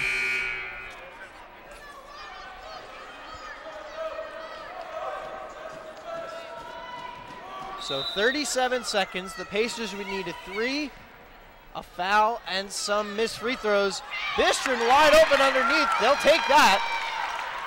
Very well worked play right there. Pacers put on the double team, and Hessling will foul Chantel Williams.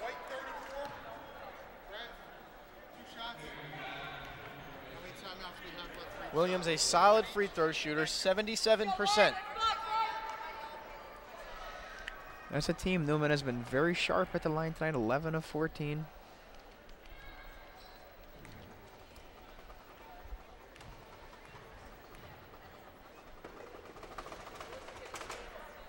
And the first free throw is no good. These are Williams' first free throws of the evening.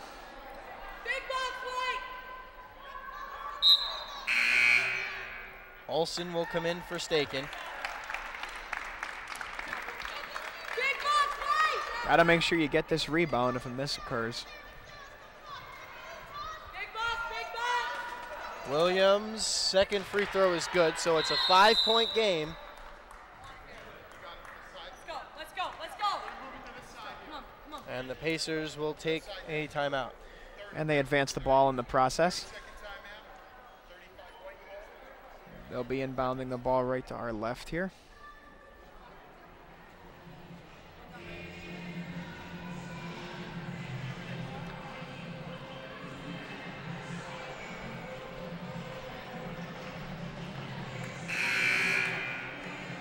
Just over 30 seconds left.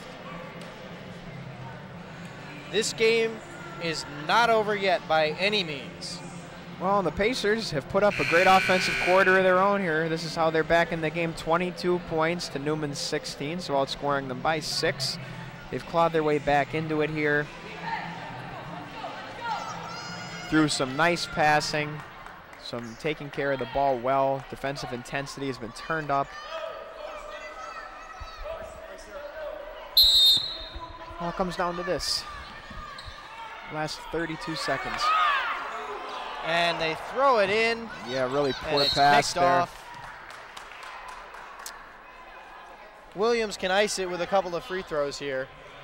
Not quite sure what happened there. If her first couple options were denied and she just got the ball in. Because they had no timeouts remaining, so she had to get the ball in there.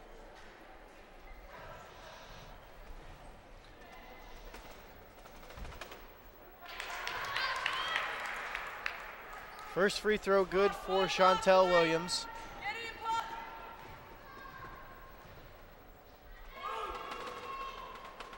And she goes 2 of 2. It's a 7-point game.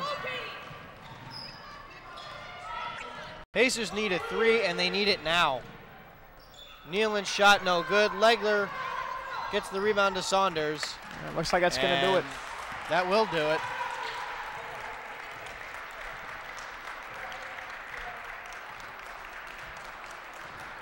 So the Neumann Knights improve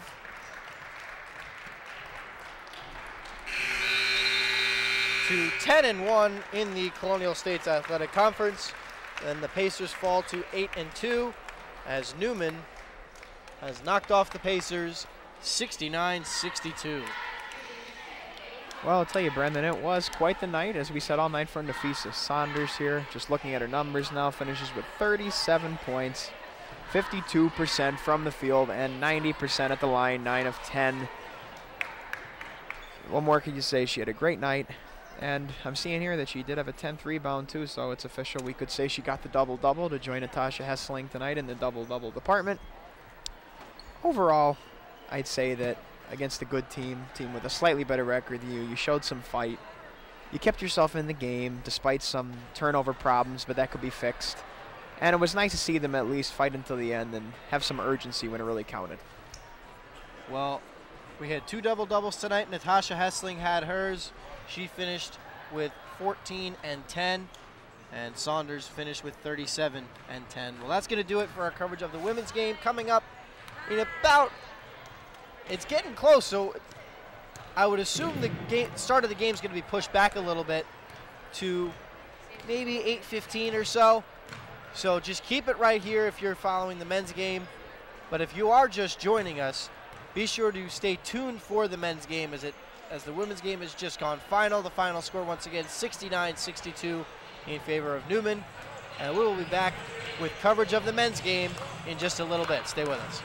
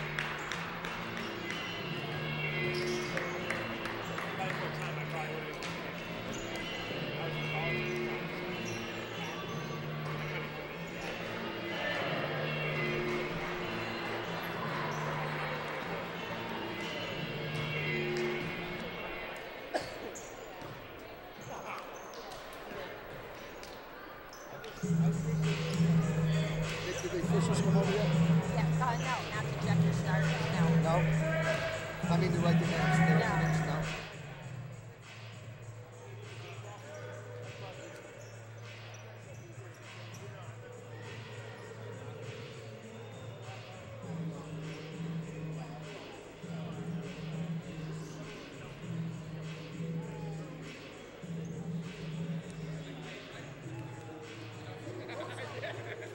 Get that paycheck, right?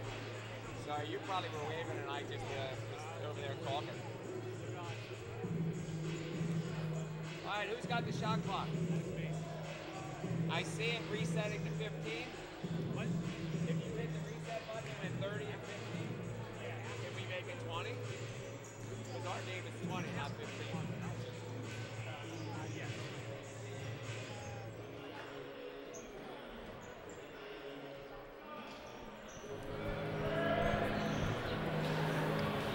At the Insulaco Arena tonight, we have Marywood Pacers men's basketball. Tonight, the Pacers men take on the men from Neumann University. Hi, everyone. Along with Nicola Manzo, I'm Brendan Murphy. Great to be with you tonight. The Pacers men had another great week performance by Tip Swartz. Another week, another Tip Swartz CSAC honor roll. He had a tremendous week. Averaged just shy of 18 points in the wins. Actually, one of the losses came to Cabrini, but he played really well in the game against Keystone that they won in overtime up at Keystone. And he is also the team's leading scorer, averaging just shy of 18 points. He seems to just keep outdoing himself. We know he set a season high earlier in the year, and then he outdid that one, so you never know. Maybe I'll do it again tonight. Well, that's a great point. You never know with Tip. But Neumann won the first meeting back on November the 21st, so it seems like a long time ago that they last played each other. They won that game 84-71. Well, let's take a look at who's in the spotlight, and we'll start with the big man, Jeremy Ringland. Jeremy had a game-high 20 points in the win over Keystone, and he also had 9 rebounds, so he was a rebound shy of a double-double in that one. Well, Jeremy is sort of like the second option behind Tip, I think, scoring-wise, and he really is a rock inside for them. They need his presence there. Even just his presence is valuable to the team, so you're always expecting something from Jeremy. Donovan Ketchings also had a great game in that one. 10 points to go along with 5 assists. And he's played a good part just coming in this year and really, just taking the bull by the horns there and going forward. So on the other side for Neumann, we will start with Tyer Hudson, who is the team's leading scorer, averaging about 17.5 points a game and 4.1 assists per game. So he's a true point guard. Well, let's also look at Aaron Johnson-Chavis, who averages about 14 points a game and is a 10th of a rebound shy of averaging a double-double. Well, they're going to have their hands cut off for them in the rebounding department. They have a big man of their own, much like we have Ringland, so that should be a nice battle. And Hudson, what more can you say? Leading scorer and leading assist man, so quite the player. Well, they're about to do the starting lineup, so we're going to get over to the desk, and we'll meet you right over there when we come back.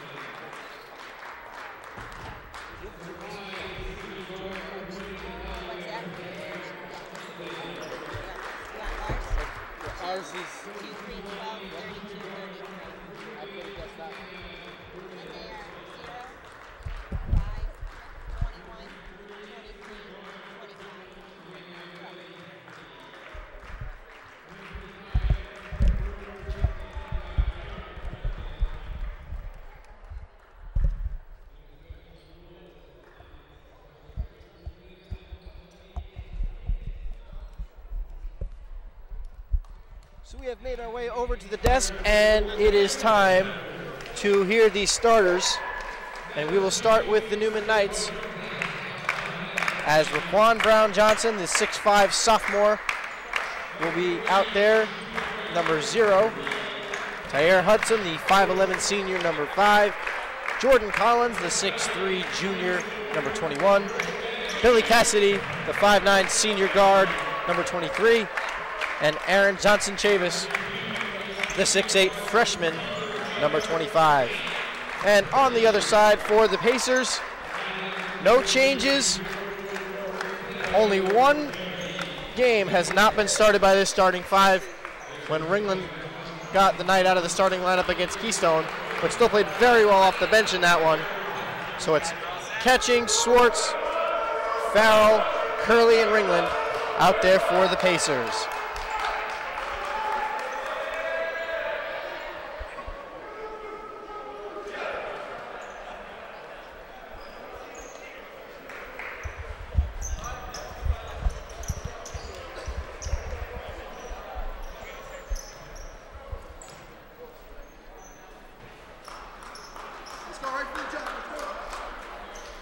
Well, Neumann, number 25 there, we talked about him in the pregame. Aaron Johnson-Chavis, he just looks tall. Look at him, and he is 6'8". It's going to be a tough matchup for Ringland inside to go against the big-bodied Johnson-Chavis. And the tip is won by the Pacers. Well, it's going to be a good big man matchup, 6'8 on 6'8. So the Pacers in the home gray move right to left, and Neumann in the road blue moves left to right. Ringland, and that pass is stolen away. And Hudson gets Neumann on the board. Beautiful job there by Hudson, just closing down that passing lane. That ball had no chance of getting through, then quick to the rim for the opening bucket. Catchings into Ringland. Backing down, finds Curl, and it's stolen away by Billy Cassidy. And wouldn't you know it, the ball gets stuck on the hoop. Yeah, well, we're 1 for 1, and now we're 2 for 2 on the games where that happened. And tonight, it's happened twice tonight. I'll tell you what, though, identical possessions there, really, for the Pacers. I mean, they got the ball into Ringland, then he attempted to pass it back out. And they got to be careful that they can't get careless with the ball.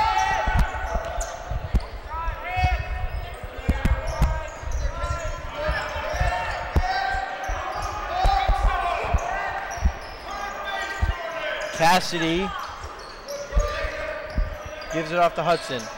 Pass inside to Brown-Johnson. And the shot is good by Jordan Collins. They know how to use their height, Neumann, I'll tell you. And the guy they have guarding Ringland right now, he's listed as a guard in the program, Raquan Brown-Johnson. He's 6'5". He's really pretty stout on defense there. He hasn't really been letting Ringland back him down at all. And Farrell will be fouled by Johnson-Chavis.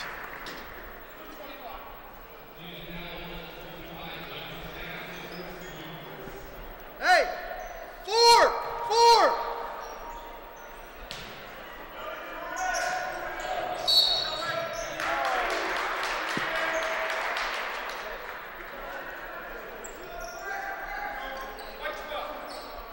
Fouls on Farrell. Come on, communicate, let's go! Hands up, let's go! Want that tip? Want that? Shoot in the corner! Stop that! And Johnson-Chavis' pass was tipped. And it will go out of bounds. And nice defense there by Farrell.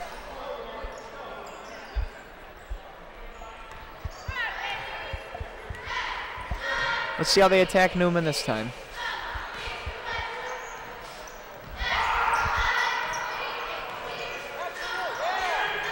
Catchings into Ringland. Ringland passed to Farrell. Tried to get something but couldn't get it. They've consistently gotten to Ringland in the post now here. I think that's every possession they've either attempted to or have gotten the ball into the post for him. Hudson shot no good. Into the hands of Catchings. I don't know if it's just me and I may be going crazy, but it looks like Johnson Chavis might be taller than 6'8". He looked tall, I said that, and just when he came out. Nice block there. Well, the last time the Pacers and Knights played here at the Interlochen Arena, as Johnson Chavis knocks that one down. He got up high for that jumper, too. Nice high release point on it, and he got up high himself. The last time these two teams played each other here was about a year ago. It was the last game of the regular season for each respective team. And at the time, Neumann was ranked in the top 25 as Catchings gets Hudson to fall, but he misses the lay-in. Catchings wanted to foul there on that one, kind of tried to put his body into the defender, didn't get it. But this Neumann team has been good all year long as Johnson Chavis knocks that one down. And the Pacers will take a timeout. 8-0 early in the first. I think you want to see that either. Johnson Chavis being so pure with his jump shot there on two separate occasions, because that's going to mean you're going to be forced to come out and defend him more further away from the basket, and that's going to give him easy access inside to the rim. And he was pretty fired up after that basket. I can't quote him, but it seemed like he was saying it was easy for him on the way back up the floor.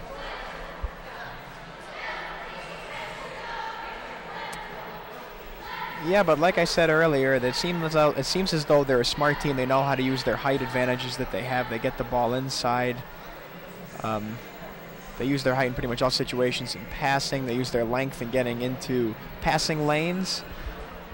And on Marywood's side, I'll tell you, they really have shut down the post offensive Ringland. There he is. I don't even think he's put a shot up. I could check on that, but they're really not giving the guy any room to back down at all, and he hasn't offered a shot yet.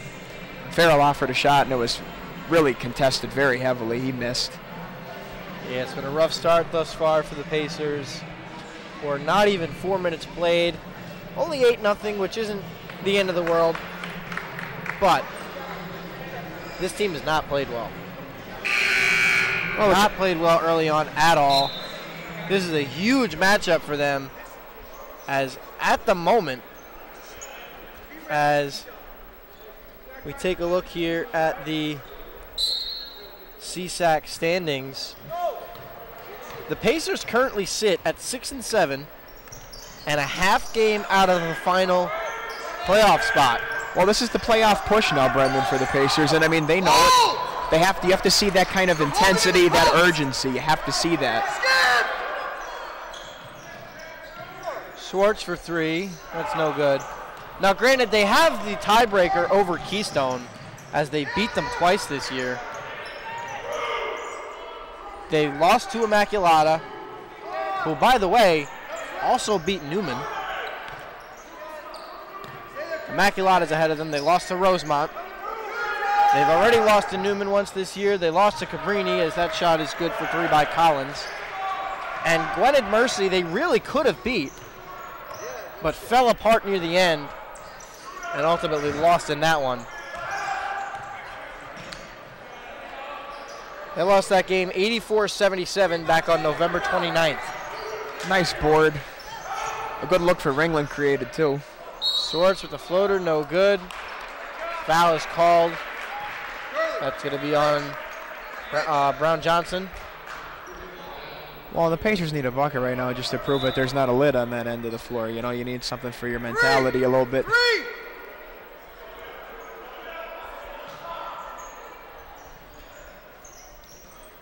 Catchings. They get it into Ringland. No good, but Farrell with the board. Catchings thought about a three. Tried to go between the legs of Johnson Chavis, but he put his knees together and couldn't get it. Shot over Ringland. No good, but he's fouled. And you're absolutely right. He really does get up when he's taking his shots. Yeah, he does. Ringland got up high that time to attempt to block him, but foul called.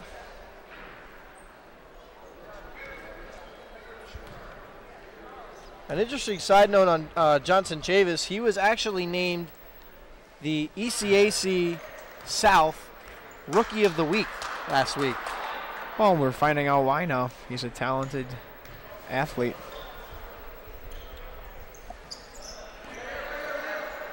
he will definitely get a lot of consideration for CSAC Rookie of the Year if he continues his fine performance this year. Ringland wide open for three, in and out. How'd that one not go in? Two real wide open looks for Ringland from the three-point line. There actually might be a lid on the basket because that one, I don't know how that didn't go in. Shot for three is good by Brown Johnson, and it is 15-0 Neumann. Not exactly a dream start here for the Pacers. Neumann 75% from the field and 100% from three. 2 of 2.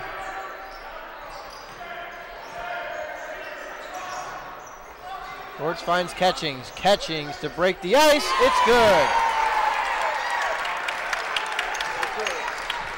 Early on, it looks like Neumann is content to give them some three-point looks, so the Pacers are going to want to start heating up from the beyond the arc. They're probably going to want to create some good looks from out there, but it seems like that's what Newman's willing to give them. Hudson's shot no good. Farrell pulls down the board.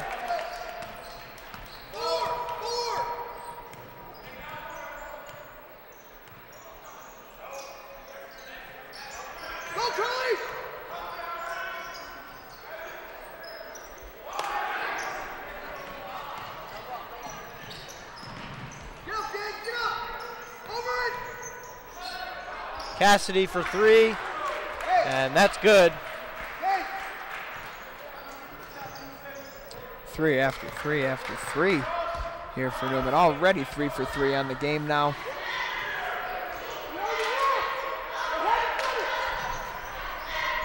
Curley, that's a long two, it's short.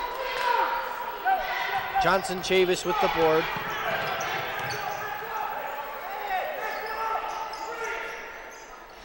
Cassidy guarded by Curley.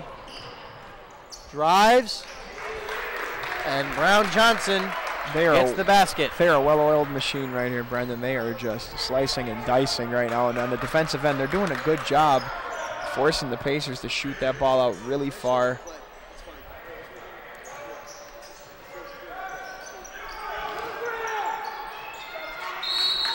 And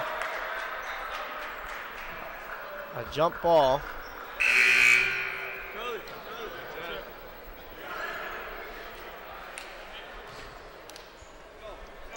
So an early substitution, a big substitution for Coach Bastriani and his Pacers club as Tommy DiFilippo comes in, the 6'2" sophomore, number 1. Seems like they're a little hesitant to put the ball inside right now because of the lack of efficiency they found down there earlier in the game with Ringland not going anywhere and then the shot by Farrell being contested by what seemed like 2 guys.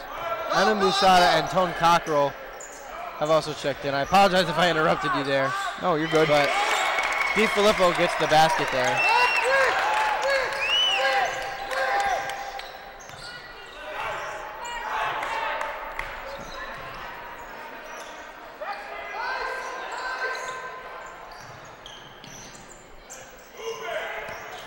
Isaiah Wilmore is also checked in for Neumann, along with Jaquan Johnson. As that pass is stolen away by Catchings. And Sean Havenick is also checked in for Neumann. Cassidy and Johnson Chavis remain on the floor. Catchings gets a screen from Busada. Finds Farrell, takes a step back for 3, no good.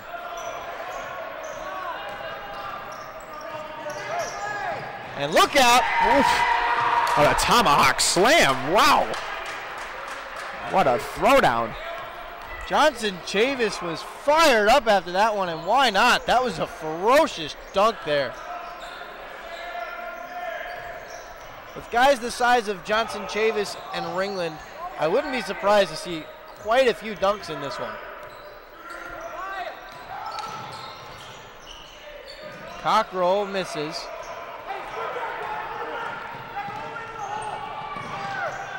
We get it up to Cassidy, and an errant pass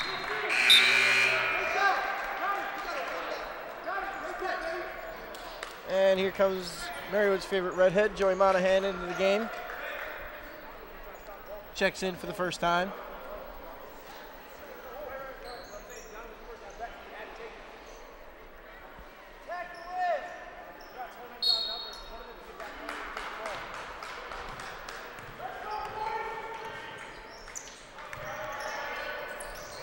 And Hudson went for the steal, couldn't get it.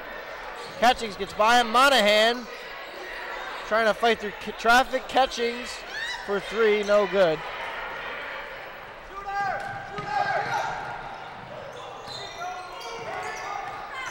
The drive, the offensive foul as he lowered his shoulder. And Catchings takes the charge.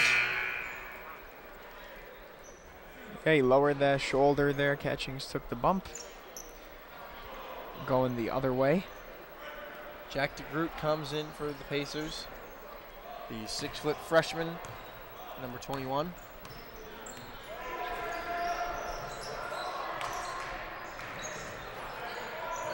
DeGroot gives it off to DiFilippo.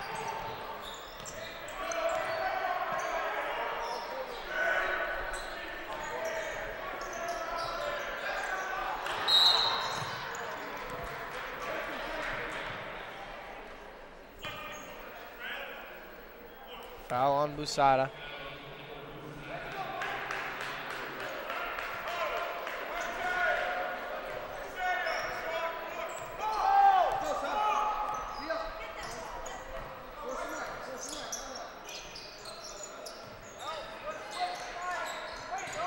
Give it off to Hudson.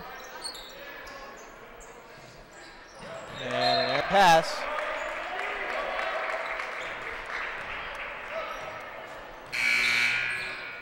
And Schwartz will check in. And Busada takes a seat.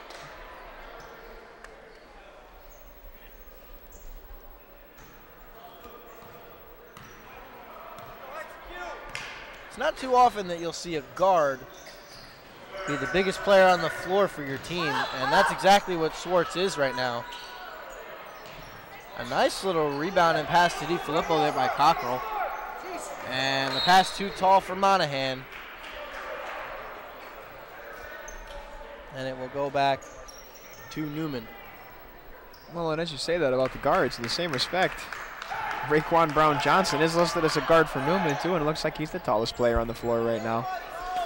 Well, if you think about, and I'm only using this as a reference like the NBA, the average guard is about 6'3". Division III college basketball, the average guard is probably about 5'10" to 6 foot. Schwartz, in any other program, granted he can shoot and is very quick, would be maybe the third tallest guy on the team. And he realistically is the second tallest guy on the team behind Ringland. But he's a guard. Well, I gotta say, Neumann is just shooting the lights out right now. Even the big men are just hitting everything they're taking.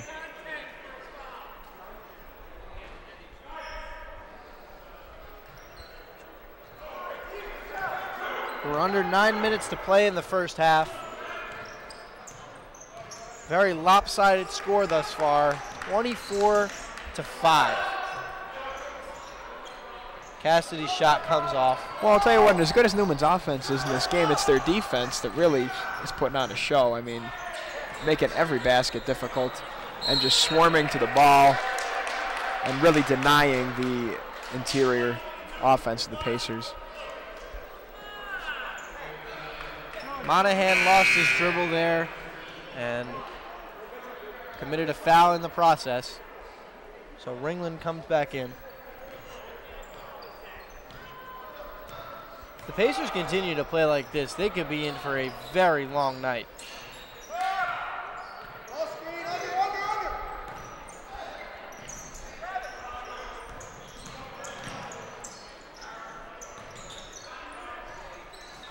Shot no good over Ringland. Cockrell with the board.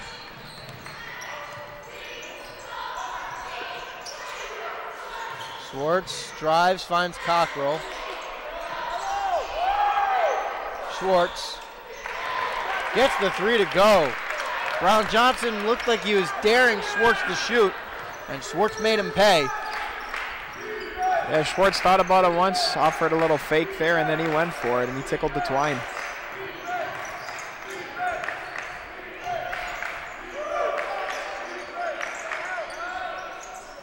And Brown Johnson hits that one over Schwartz. So that could be an interesting matchup.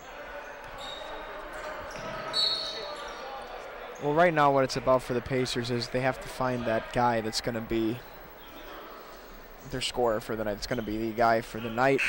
It's often been Schwartz, so the fact that he got off there with that last bucket, that's important. You'd also like to get Ringland off, who is normally really your number 2 option. But it might be tough sledding for him tonight, especially. I mean, if it's not Schwartz or Ringland, someone's going to have to step up. Could it be one of the sophomores? Could it be Tommy DiFilippo, who had a lot of minutes early on here in the game? And DiFilippo in and out on the 3 ball.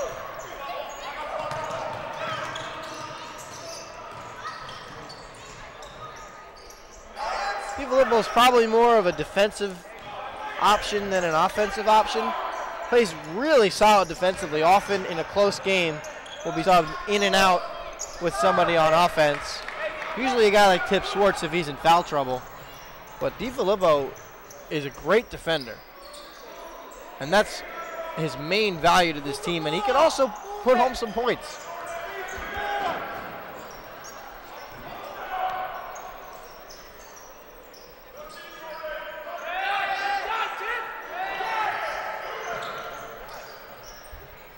DeGroot shot, no good.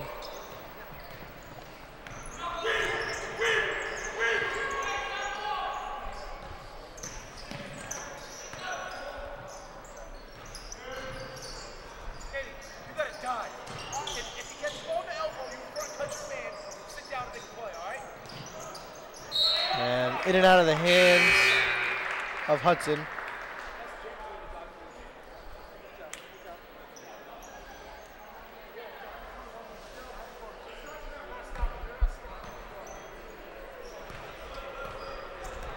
Will. 18-point game. 26-8.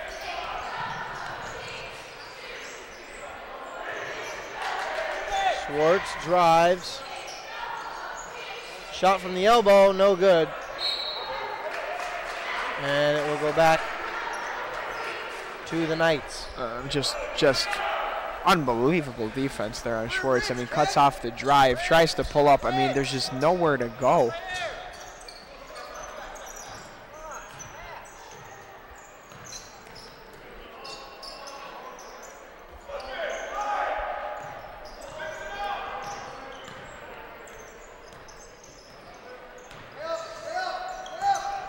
Cassidy steps back for 3, in and out. Farrell pulls down the board.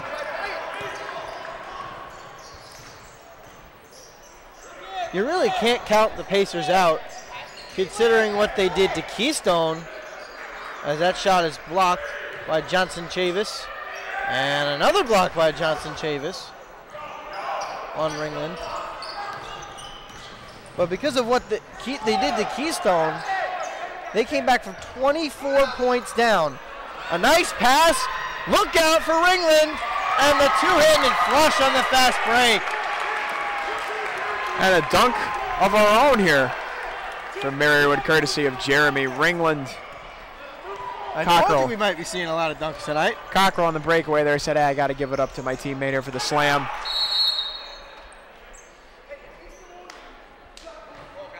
So Neumann got the points back. Ringland kind of fired up his team with that dunk. Nothing quite does that like a slam, does it? You're absolutely right. And I'll tell you what, looking back at that Keystone game, the turning point might have just been the Ringland slam. After that, the Pacers went on a tear. They came back, fought all the way back, and won the game. Could it happen again?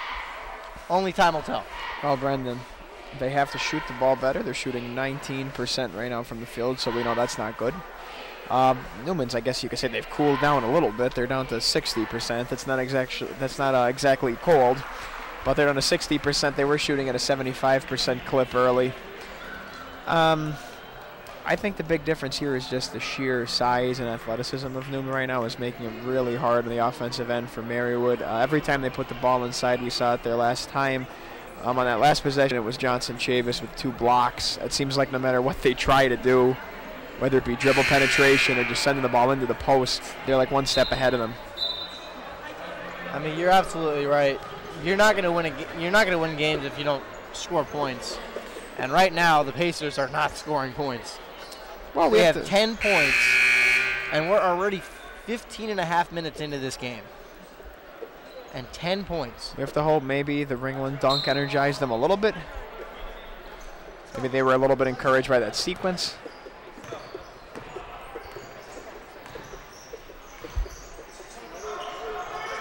Pass inside to Schwartz.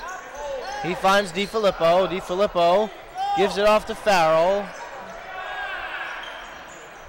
Inside to DiFilippo.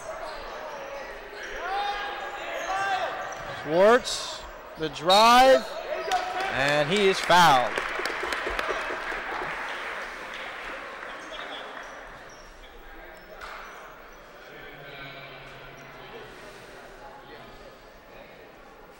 When the Pacers do have a lane to the basket, though, even if it is a small one, they can't be afraid to put up shots either. And Schwartz makes his first.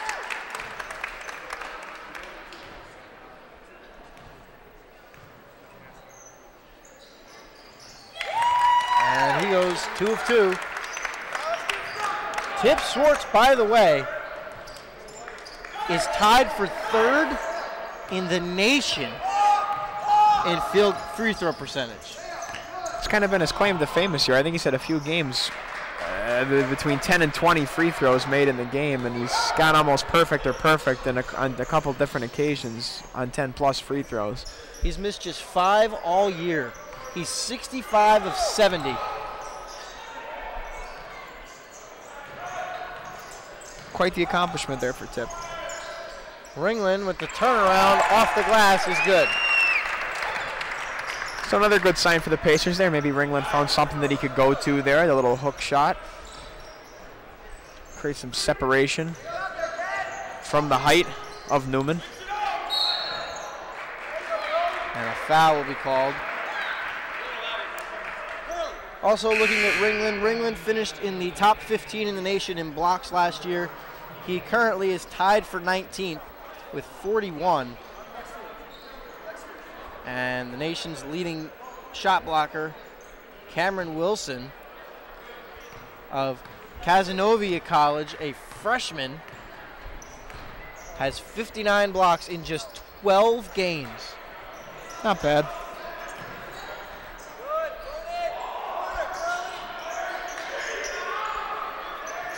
Ringland misses. But 59 blocks in 12 games. He's averaging just shy of 5 blocks a game. Meanwhile, Neumann pushes the lead back to 18. They could tie their largest lead of the game here with a made free throw from Hudson.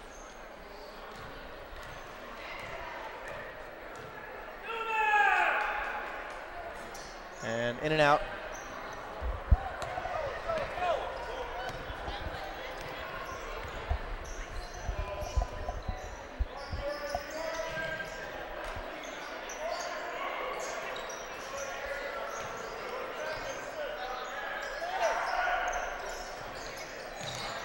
Farrell gives it to Cockrell, but a foul is called. That's going to be on Johnson Chavis.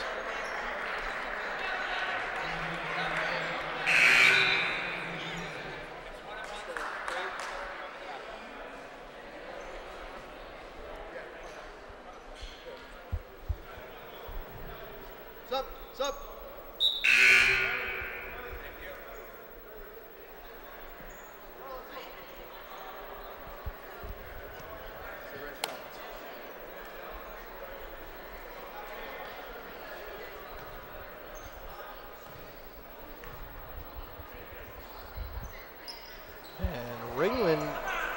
misses his free throw. You don't see that too often from Jeremy Ringland.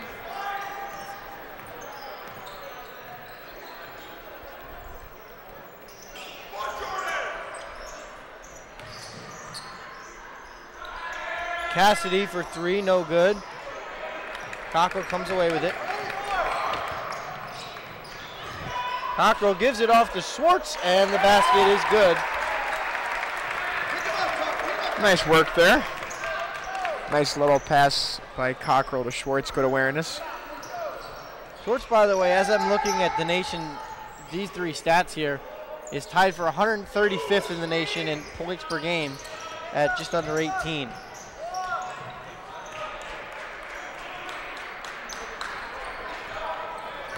And Tyer Hudson, who is a little below that, is tied for 148th with 17.6 points per game.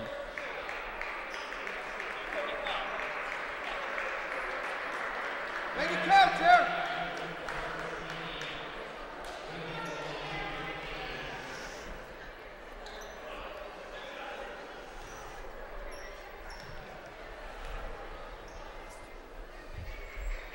Ringland makes his first.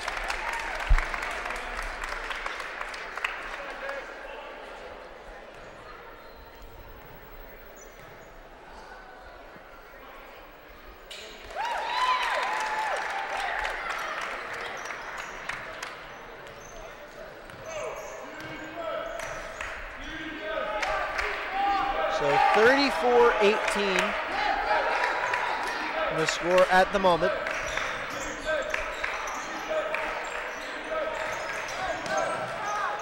Hudson can't get it. Ringland on the glass.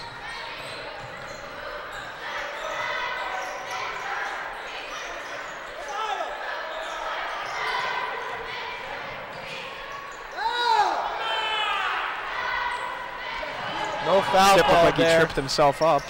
And a nice up and under there by Jordan Collins. 35 seconds left in the first half.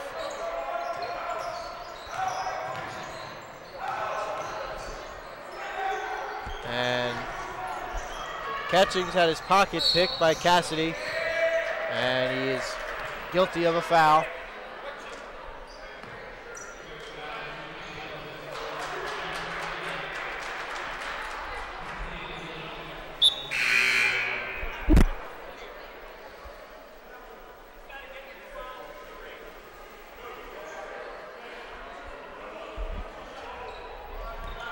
Cassidy will shoot one and one. He's 82% from the line this year as he makes his first.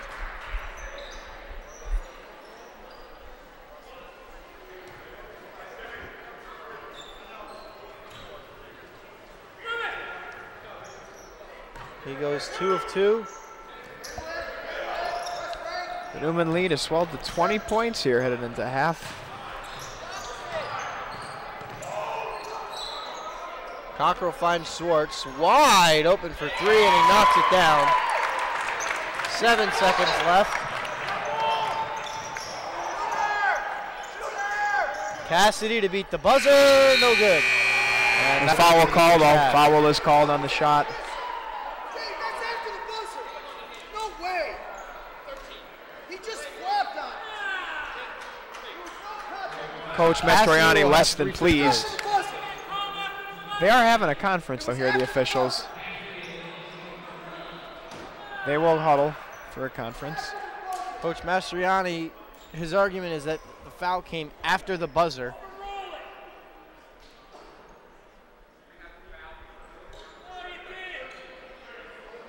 And they call the foul before the buzzer, so Cassidy will have 3 free throws before the half.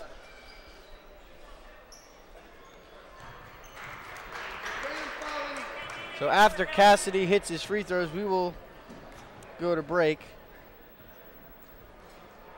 But he is in and out.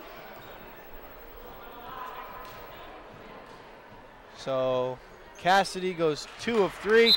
And when we come back, we'll have a first half recap when we come back on TVM.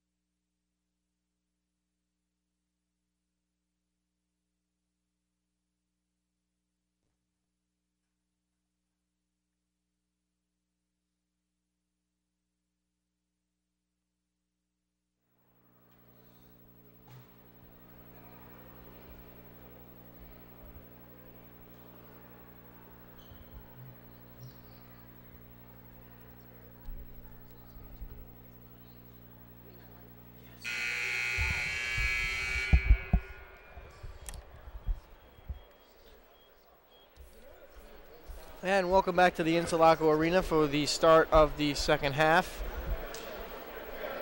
If you're just joining us, I'm Brendan Murphy, along with Nicolo Manzo, and we have had what looks like a blowout on our hands tonight. Yeah, Brendan, an unfortunate first half there for the Pacers, only shooting 28% as opposed to 61.5% for Neumann. Let's go, lock up. Let's see some other big things that happened here. They never led in the game. It's been Neumann all the way. Turnover battle is actually fairly even. 11 turnovers for Marywood as opposed to 7 for Neumann.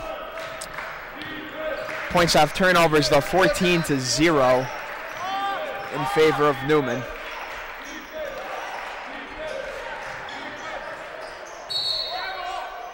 And a jump ball.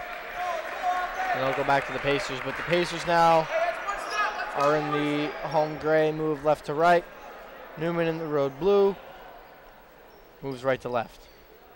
And, you know, really no individual stats going to tell you the whole story of the first half, but really Neumann has been playing really, really good defense, and their big men have been basically having their way down low, in addition to some quality outside shooting. Farrell wide open for three. He's got that one. Farrell not normally a great three-point shooter, but he extended his range there and got that one to fall.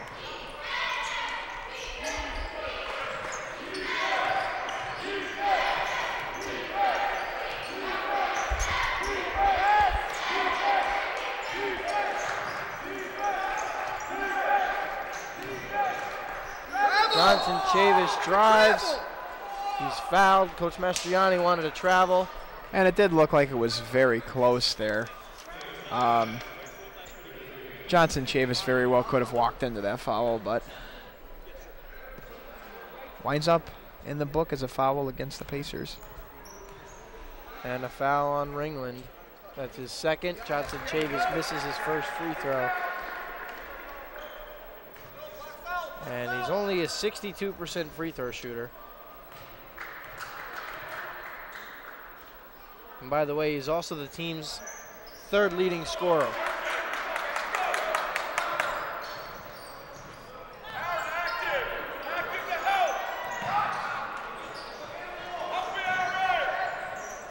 Into Ringland. Finds Farrell. Catchings. Gives it off and was taken away. Coming the other way. Stolen away by Catchings. Nice job to strip Collins there. Swartz steps back, takes a three, it's short.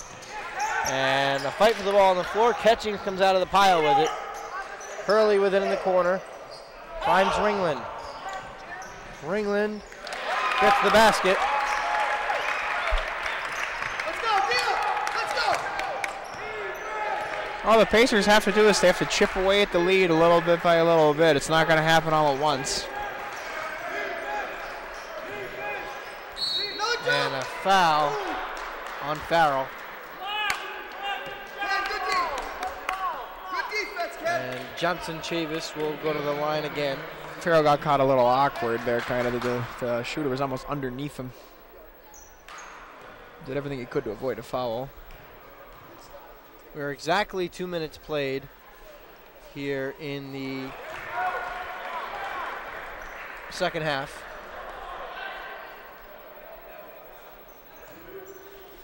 One thing about Johnson Chavis you could definitely say about him is that he plays with a lot of heart, a lot of emotion, a lot of swagger when on the floor. Coaches like to see that in a player. And he's just a freshman. So he's got a lot of potential and could be a very good player with Neumann and could be the face of the team for years to come. Schwartz gives it off to Catchings, who finds Curley. Stolen away by Brown Johnson.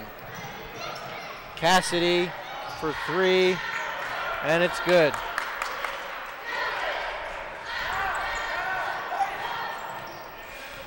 And Billy Cassidy having a nice night, 2 of 5 from beyond the arc. That gets him to 10 points on the night. And he is actually tied for the leading scorer on Neumann. Very balanced scoring effort. You're absolutely right. A very balanced attack. He is just the second Neumann Knight in double figures. He and Johnson Chavis each have 10. Collins has 9. Brown Johnson with 7. Hudson and Wilmore with 4.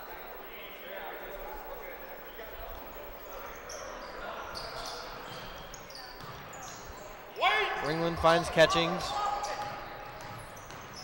To give to DiFilippo. Farrell drives on Johnson Chavis and gets the basket. No hesitation there from Farrell, right up and into his defender. Cassidy for 3 again, no good. Ringland with the board.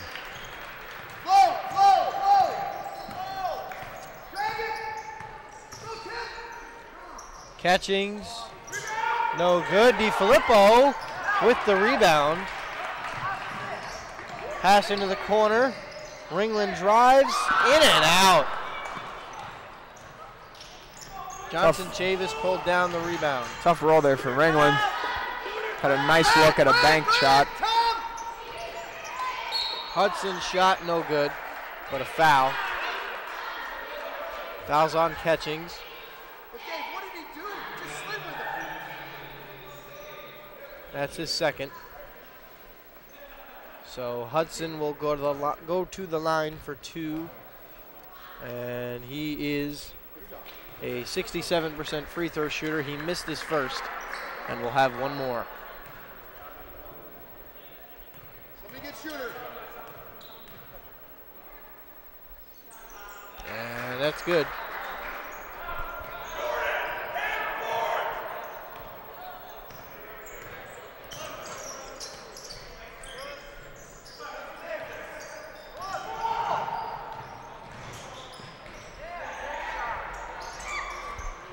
Schwartz can't knock down the 3. Coming the other way.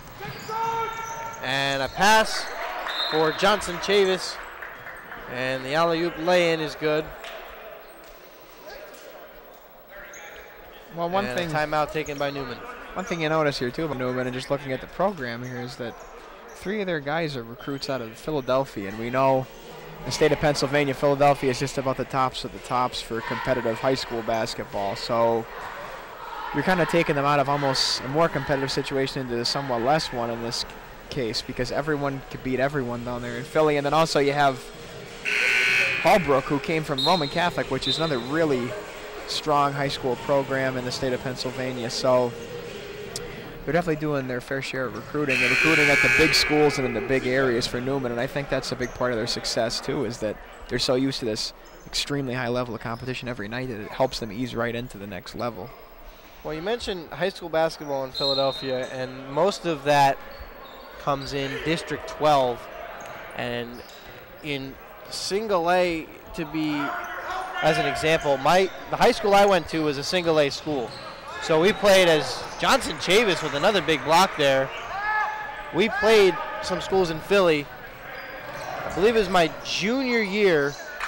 We played a school from Philly, from District 12, who was the runner-up in the District 12 single A tournament, lost to the eventual state champions, Constitution.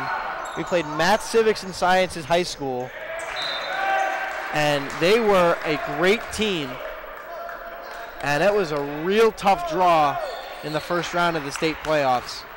And we had a great team too, but this team was very aggressive, very physical, and you see that a lot out of players who are from Philly schools who play very aggressive styles of basketball, because that's what they're used to facing every day.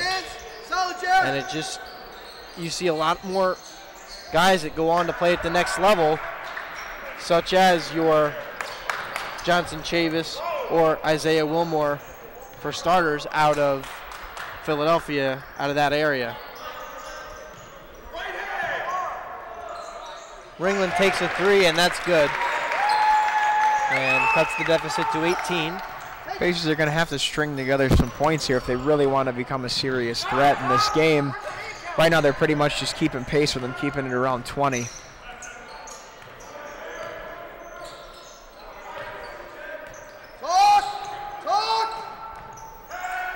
Hudson steps in, takes a shot, and is fouled. Good defense there from Catchings, and I was going to say, actually, as he went up to contest, it looked like he may have gotten a little too close there. Almost looked like more of a frustration foul there. We've seen a lot of those tonight.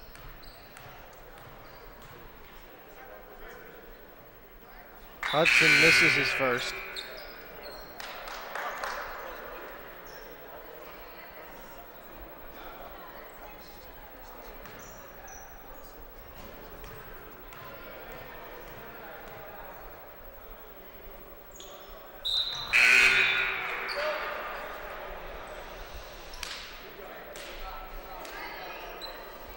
Jaquan Jones comes back in out of Kobe Bryant's high school, Lower Merion.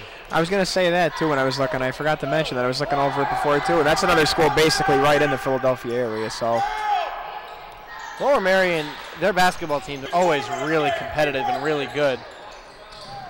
And you know that school has some recognition because of Kobe Bryant, who is one of the greatest NBA players of all time.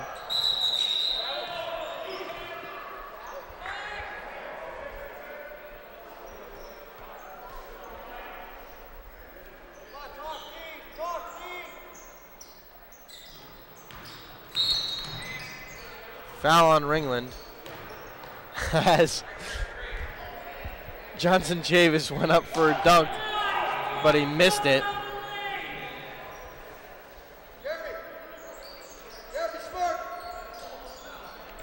12.6 rebounds, 4 blocks for Johnson Chavis on the night.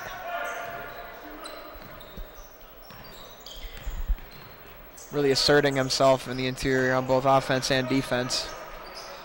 Cassidy makes the long two. And it is a 21-point game. And it's tied for their largest lead of the night. Farrell drives. And a foul is called.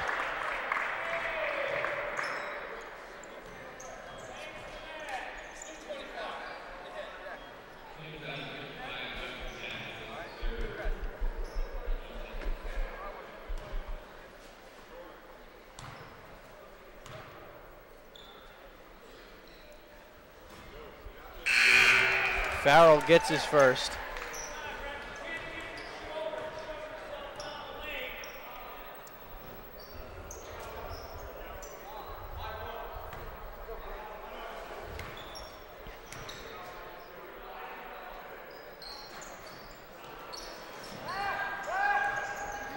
Second one was no good by Farrell.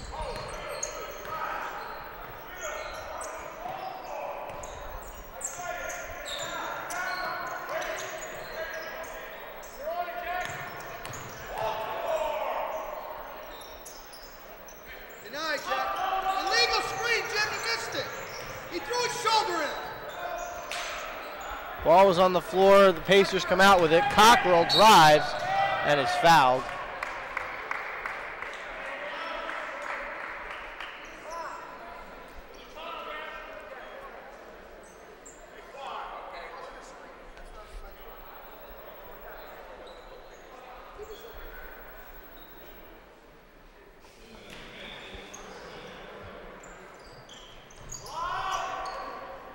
They get it into Cockrell. The drive and a block from behind by Jaquan Johnson.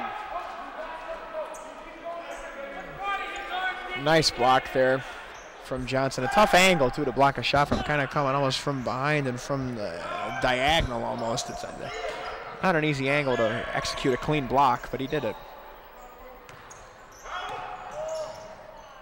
DiFilippo takes a three and knocks it down. So that three-pointer gets Tommy DiFilippo on the board.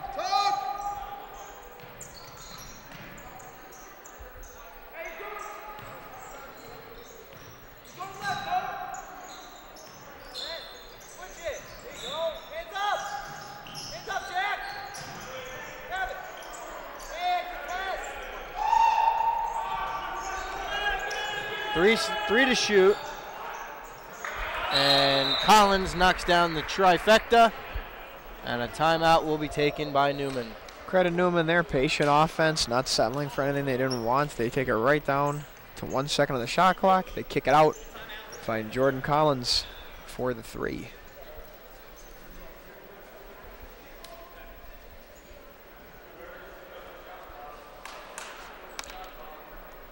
So it's been a rough night thus far for the Pacers. They trail by 20 points.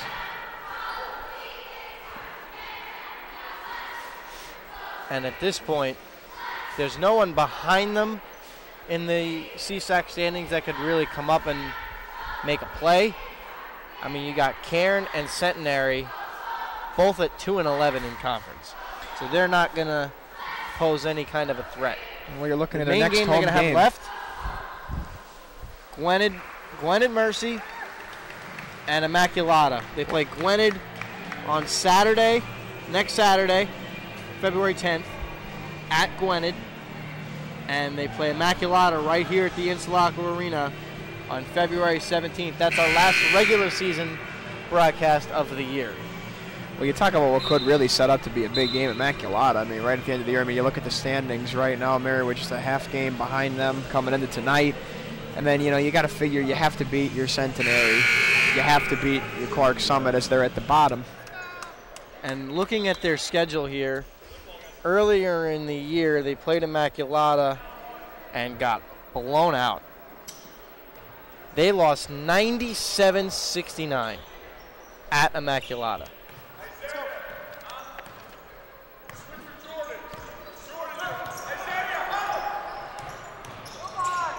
Drive by Cockrell, shot no good, and a rebound pulled down by Brown Johnson. And Johnson goes the other way, gets the bucket.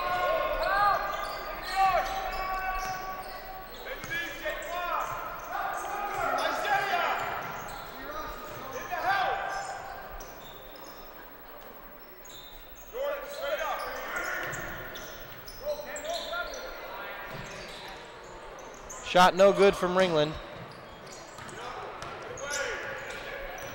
Gwynedd Mercy will be a very tough matchup for the Pacers next Saturday. They're going to be playing a team that is just outside the top 25 in the nation. Well, I remember the first time that we saw Gwynedd Mercy, if memory serves me correctly, they had a big man on that school too, from that team too, rather, and he wreaked havoc on them, similar to what the big men of Neumann are doing here tonight. So they're going to have to find out a way to compensate for that if they are to come out with the victory.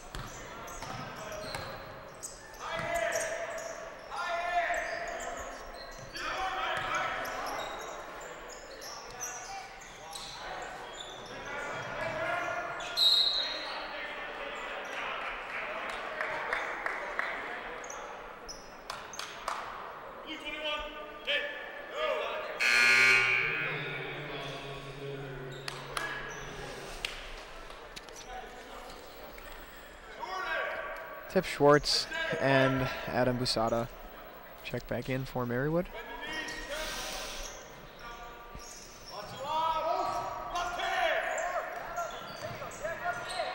DeGroot's shot is no good.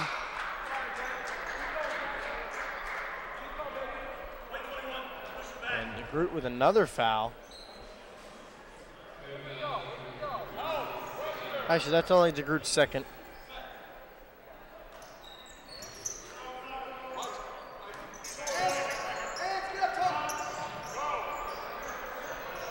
Collins, that's a 3, no good. Schwartz with the board.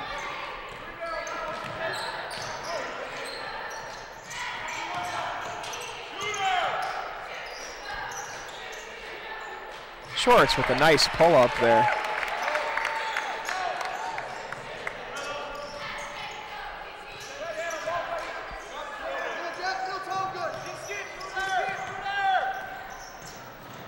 Look out! Looked like Wilmore was going to be going for the slam there. I think but he might just have went with the finger roll. I think he might have thought about it. He kind of come up with the overhand grip on it there, but maybe thought better of it.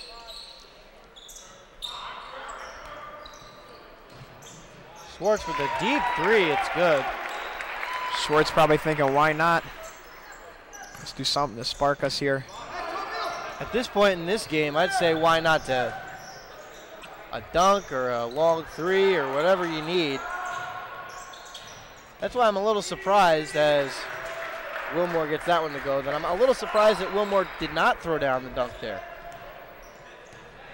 But that is good sportsmanship by not pounding it home, although it is something fun to watch for the fans.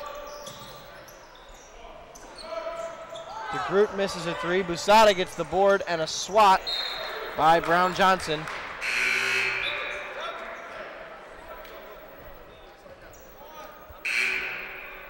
Monahan will come back in along with Hudson and Johnson Chavis. Head coach from Neumann there, Jim Rullo, was just saying that he was almost, sounded like he was imploring his team to get a stop despite the big lead here. Maybe he wants to see his team be a little more efficient on the defensive end of the ball, maybe as efficient as they were in the first half. Wants to see them finish the game out.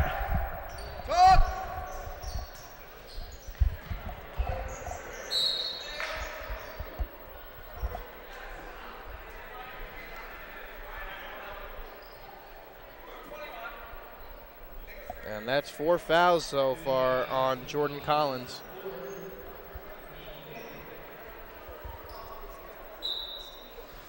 Doesn't look like they have any plans to sit him down, though.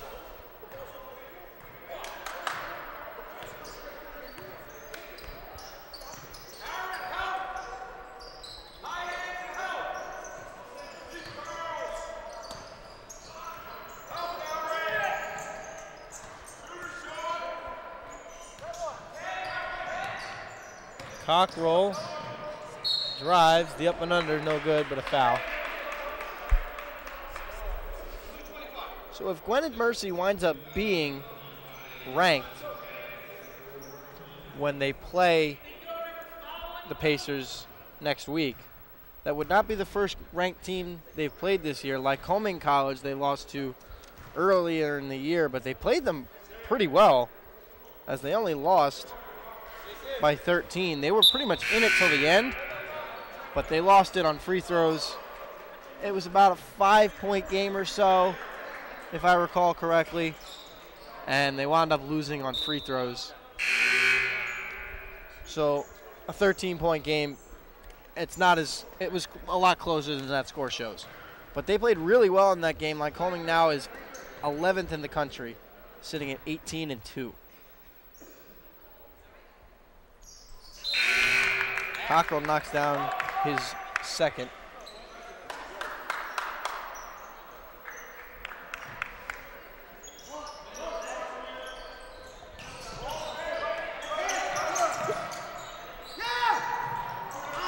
And Schwartz almost got the steal.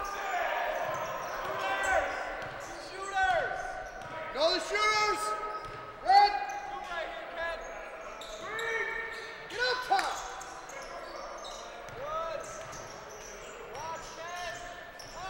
And the Nice. drive and the finger roll layup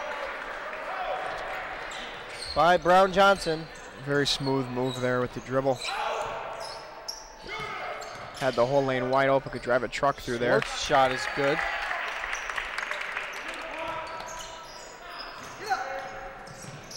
Get there, Tom! Come on, Ken! Come on, Ken! 17 points for Tip Schwartz. Cassidy in the corner knocks down another. He's got 15.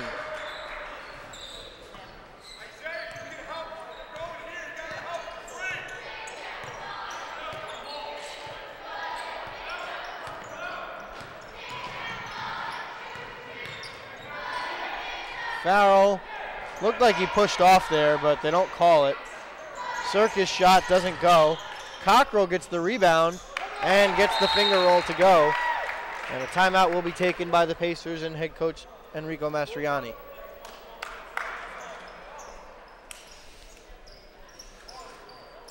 Two Neumann players actually in foul trouble now, with Johnson Chavis with 4. And we mentioned Collins before having 4. Those two players have both scored 12 points tonight for Neumann. That's tied for second best on the team behind Billy Cassidy. Brown Johnson has 11 behind those two Knights. It's a very balanced attack, like we said before. It's 15, 12, 12, 11, 8, 8, and 2 right now. So nearly every Knight that's hit the floor for serious playing time has scored, with the exception of one, and one player has only been in for a minute.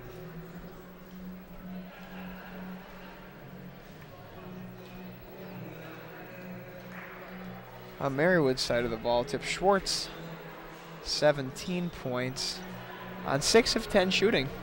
So a good night again for Tip. 2 of 2 from the line. Jeremy Ringland has 11, however, has his points much less efficiently than Schwartz does on 4 of 12 shooting. 1 of 3 from 3-point, and 2 of 3 from the free throw line. If you remember from last year, Schwartz was the second leading scorer behind Jeremy Ringland. Let's see if I can find some stats from last year, and the emergence of Tip Schwartz this year has been very impressive. He averaged just 10.3 points per game last year, shot 35% from beyond the arc. Cockrell takes a 3 and knocks it down from the corner. But Ringland was the team's leading scorer. He had 14.5 points a game. But that was about it. I mean, you had Connor Schroyer, who averaged just over 10. And then there was Tip. But Tip has taken a huge step forward this season and averages just shy of 18 a game, and his scoring average presumably will go up tonight.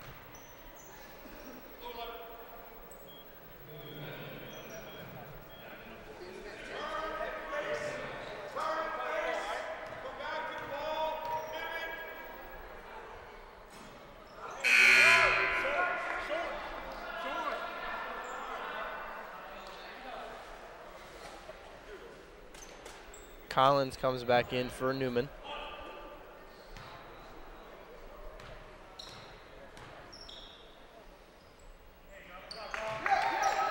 Catchings makes his second.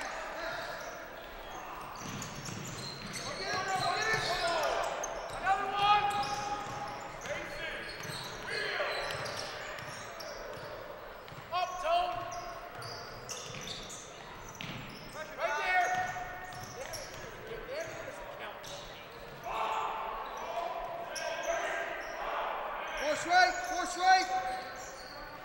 Help, where's the hole? In. Yeah, good help. Shot no good by Brown Johnson. Catchings bringing it the other way. Cockrell for 3, that's good. So Tone Cockrell has 9 points. Get up, pressure. Yep, take it. Ooh.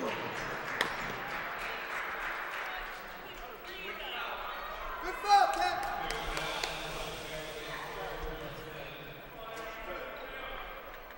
Foul is on Kendall Farrell. Good foul. And Hudson is at the line.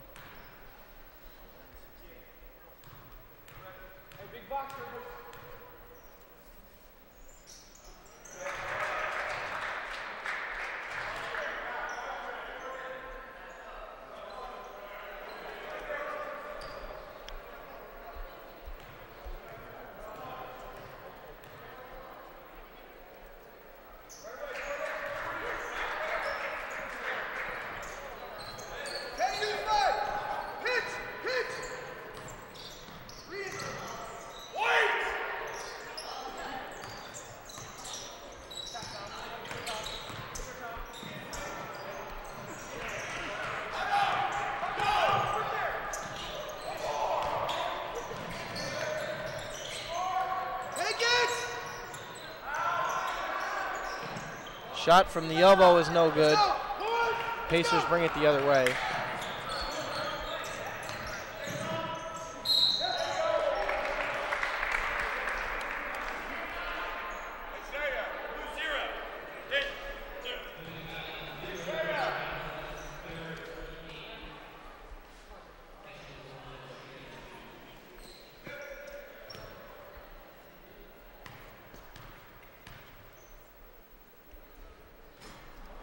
Catchings misses the first.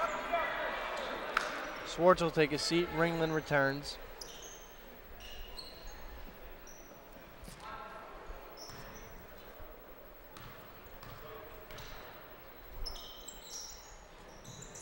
And no friendly roll as it comes off.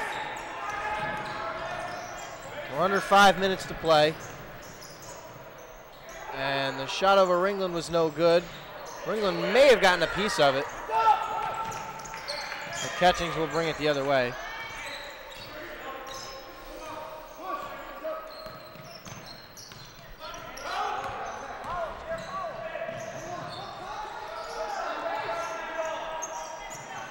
There was contact on that play, but it seems like we haven't been seeing a lot of fouls lately,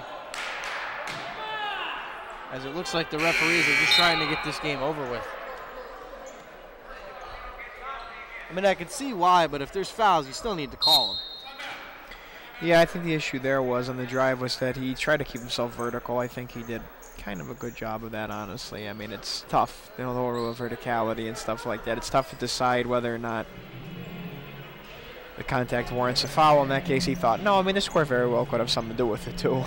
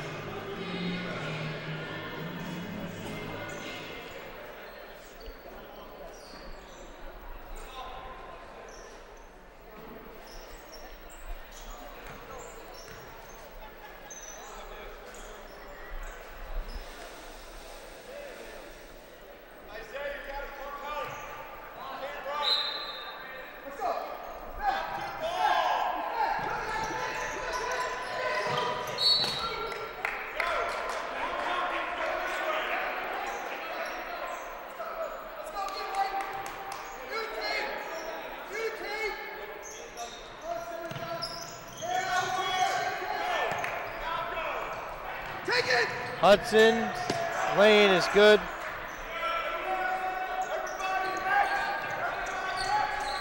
(72-52) Neumann.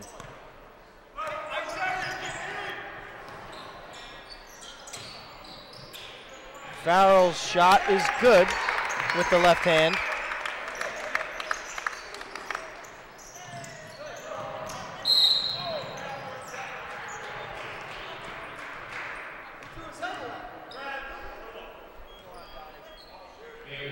Catchings is guilty of a foul, so that will send Jaquan Johnson to the line. Thought he got an elbow to the face.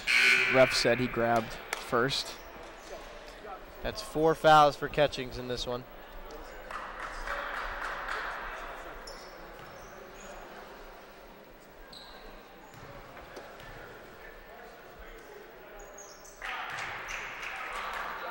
Makes the first.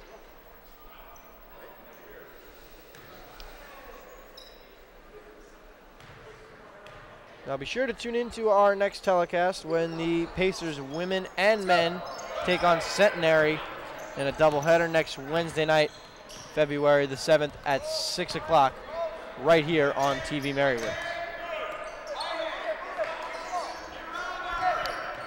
Well, and we know that every game for the men now moving forward is going to be a key contest as the playoff push is on. They're fighting just to make the playoffs. And every contest is critical at this point.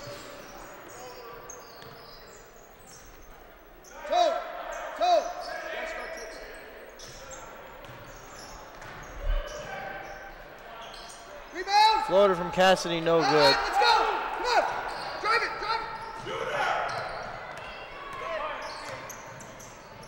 Schwartz, the floater is good. Timeout taken by the Pacers. Schwartz showing a soft touch there on the floater, a little running floater there.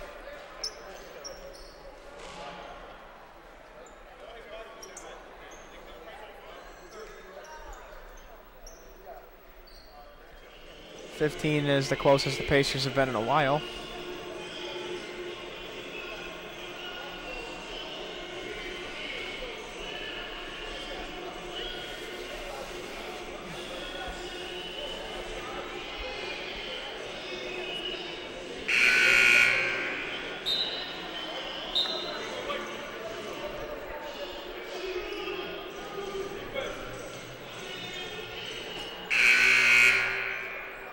So Schwartz has officially crossed the 20-point mark. He is up to 21 points on the night tonight. Still shooting a very good 67% on the game, 8 of 12 for him, 3 of 6 from beyond the arc too, which is also excellent, a 50% clip there. And get it into Hudson. And Neumann gets it across half court. Cassidy wide open for 3, no good. DiFilippo pulls down the board, and we're under 3 to play.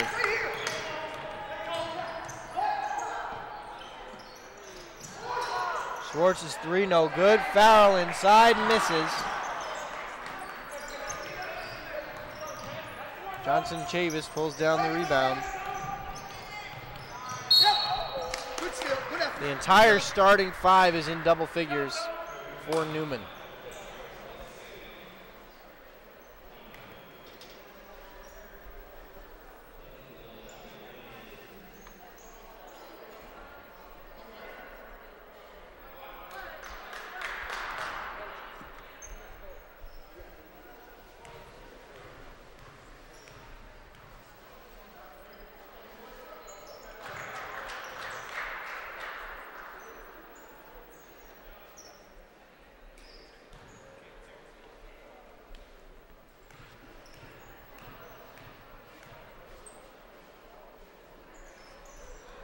And the second free throw, no good.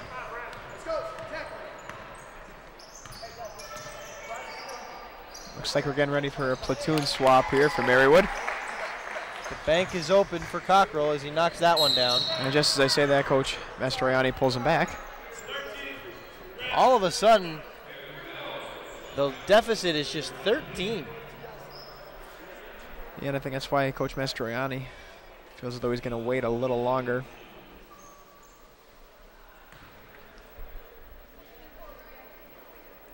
Pacers with a +6 advantage in the second half.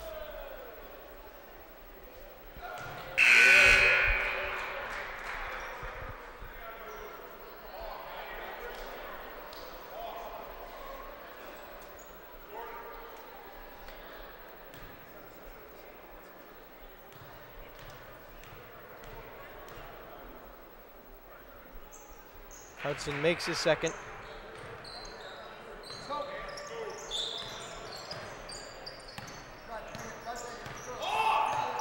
.15 game, 76-61. Ringland, that's a 3, it's good. Oh, the Pacers inching their way back into it now. This is, they continue to make it the closest it's been in a while. Schwartz with the foul. They are inching their way back, but at this point, with 2 minutes left, still down by 12, it could be too little too late.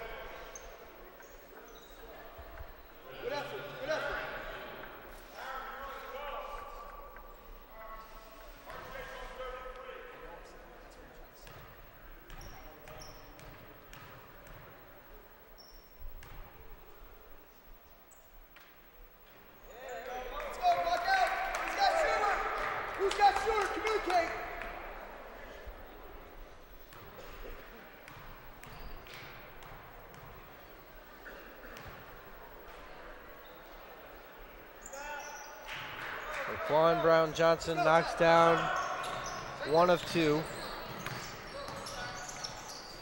So the Pacers still trail by just 13. Cockrell, a 3 in and out.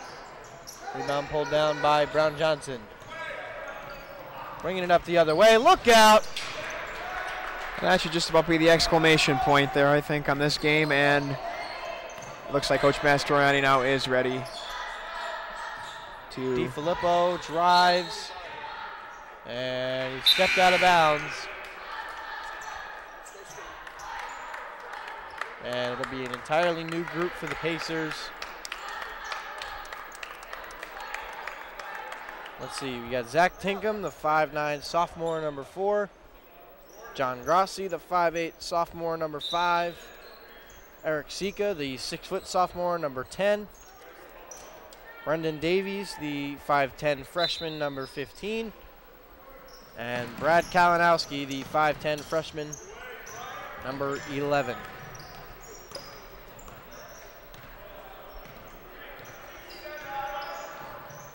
So the youngins will get some playing time as they will play the remainder of the minute and a half left in this game. Shot no good, but a foul. Adam Robinson is fouled, so he will go to the line for 2. The 6'4" junior, number 34.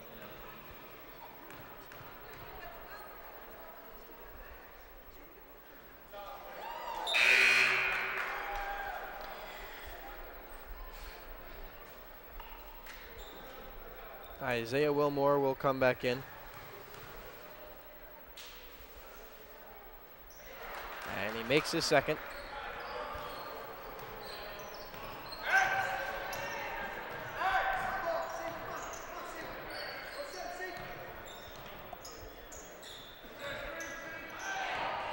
Rossi drives and layup is in and out. Rossi had a lot of playing time last year playing the 1. Good, Brad. Get up. As they let Swartz be more of a 2 guard. Forward. But Grossi hasn't played as much this year, and I'm a little baffled as to why.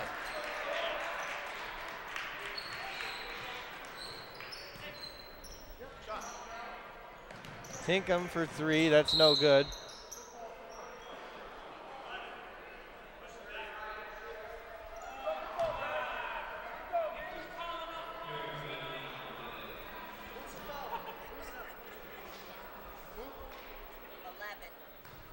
Fouls on Kalinowski.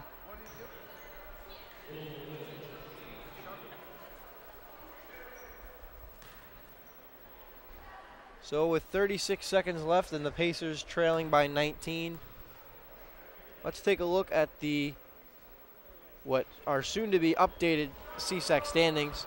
Neumann will improve to 11-3 and 16-4 overall. Pull ahead of Rosemont even further. Still a half game back of Cabrini. And just a full game back of Gwynedd Mercy, 2 in the loss column. The Pacers will fall to 6-8, a full game behind Keystone and Immaculata.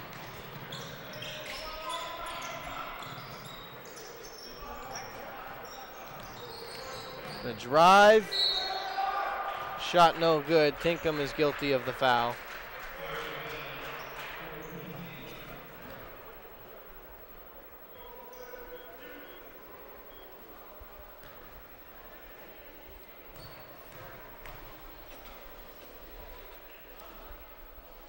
That shot no good. Gwynedd Mercy and Cabrini are playing. Actually, they just went final. Cabrini beat Gwynedd Mercy 92-88. And that game really has little impact on the Pacers, but it does certainly have an impact on the CSAC. And that's going to do it. As Neumann defeats Marywood 84-64. And how about this? Immaculata beats Rosemont. Which really isn't good news for the Pacers. I mean, you're absolutely right. Both of those teams, Immaculata at 7 will now improve to 7-6. Rosemont now 9-5. The Pacers need some help from Immaculata and Keystone. They need Keystone to start losing some games along with Immaculata. What they really need is the teams at the top really need to do what they're supposed to do. And the teams at the bottom need to provide some help to the Pacers in their playoff quest. But tonight, really, what happened was just they ran into a very athletic, lengthy team, a fast team, a athletic team, as I said before, and it just wasn't in the cards for them tonight. Well, that's going to do it for our coverage here from the Insulaco Arena. For Nicolo Manzo, I'm Brendan Murphy saying goodnight from the Insulaco Arena. Once again, the final score, Neumann defeats the Pacers 84-64.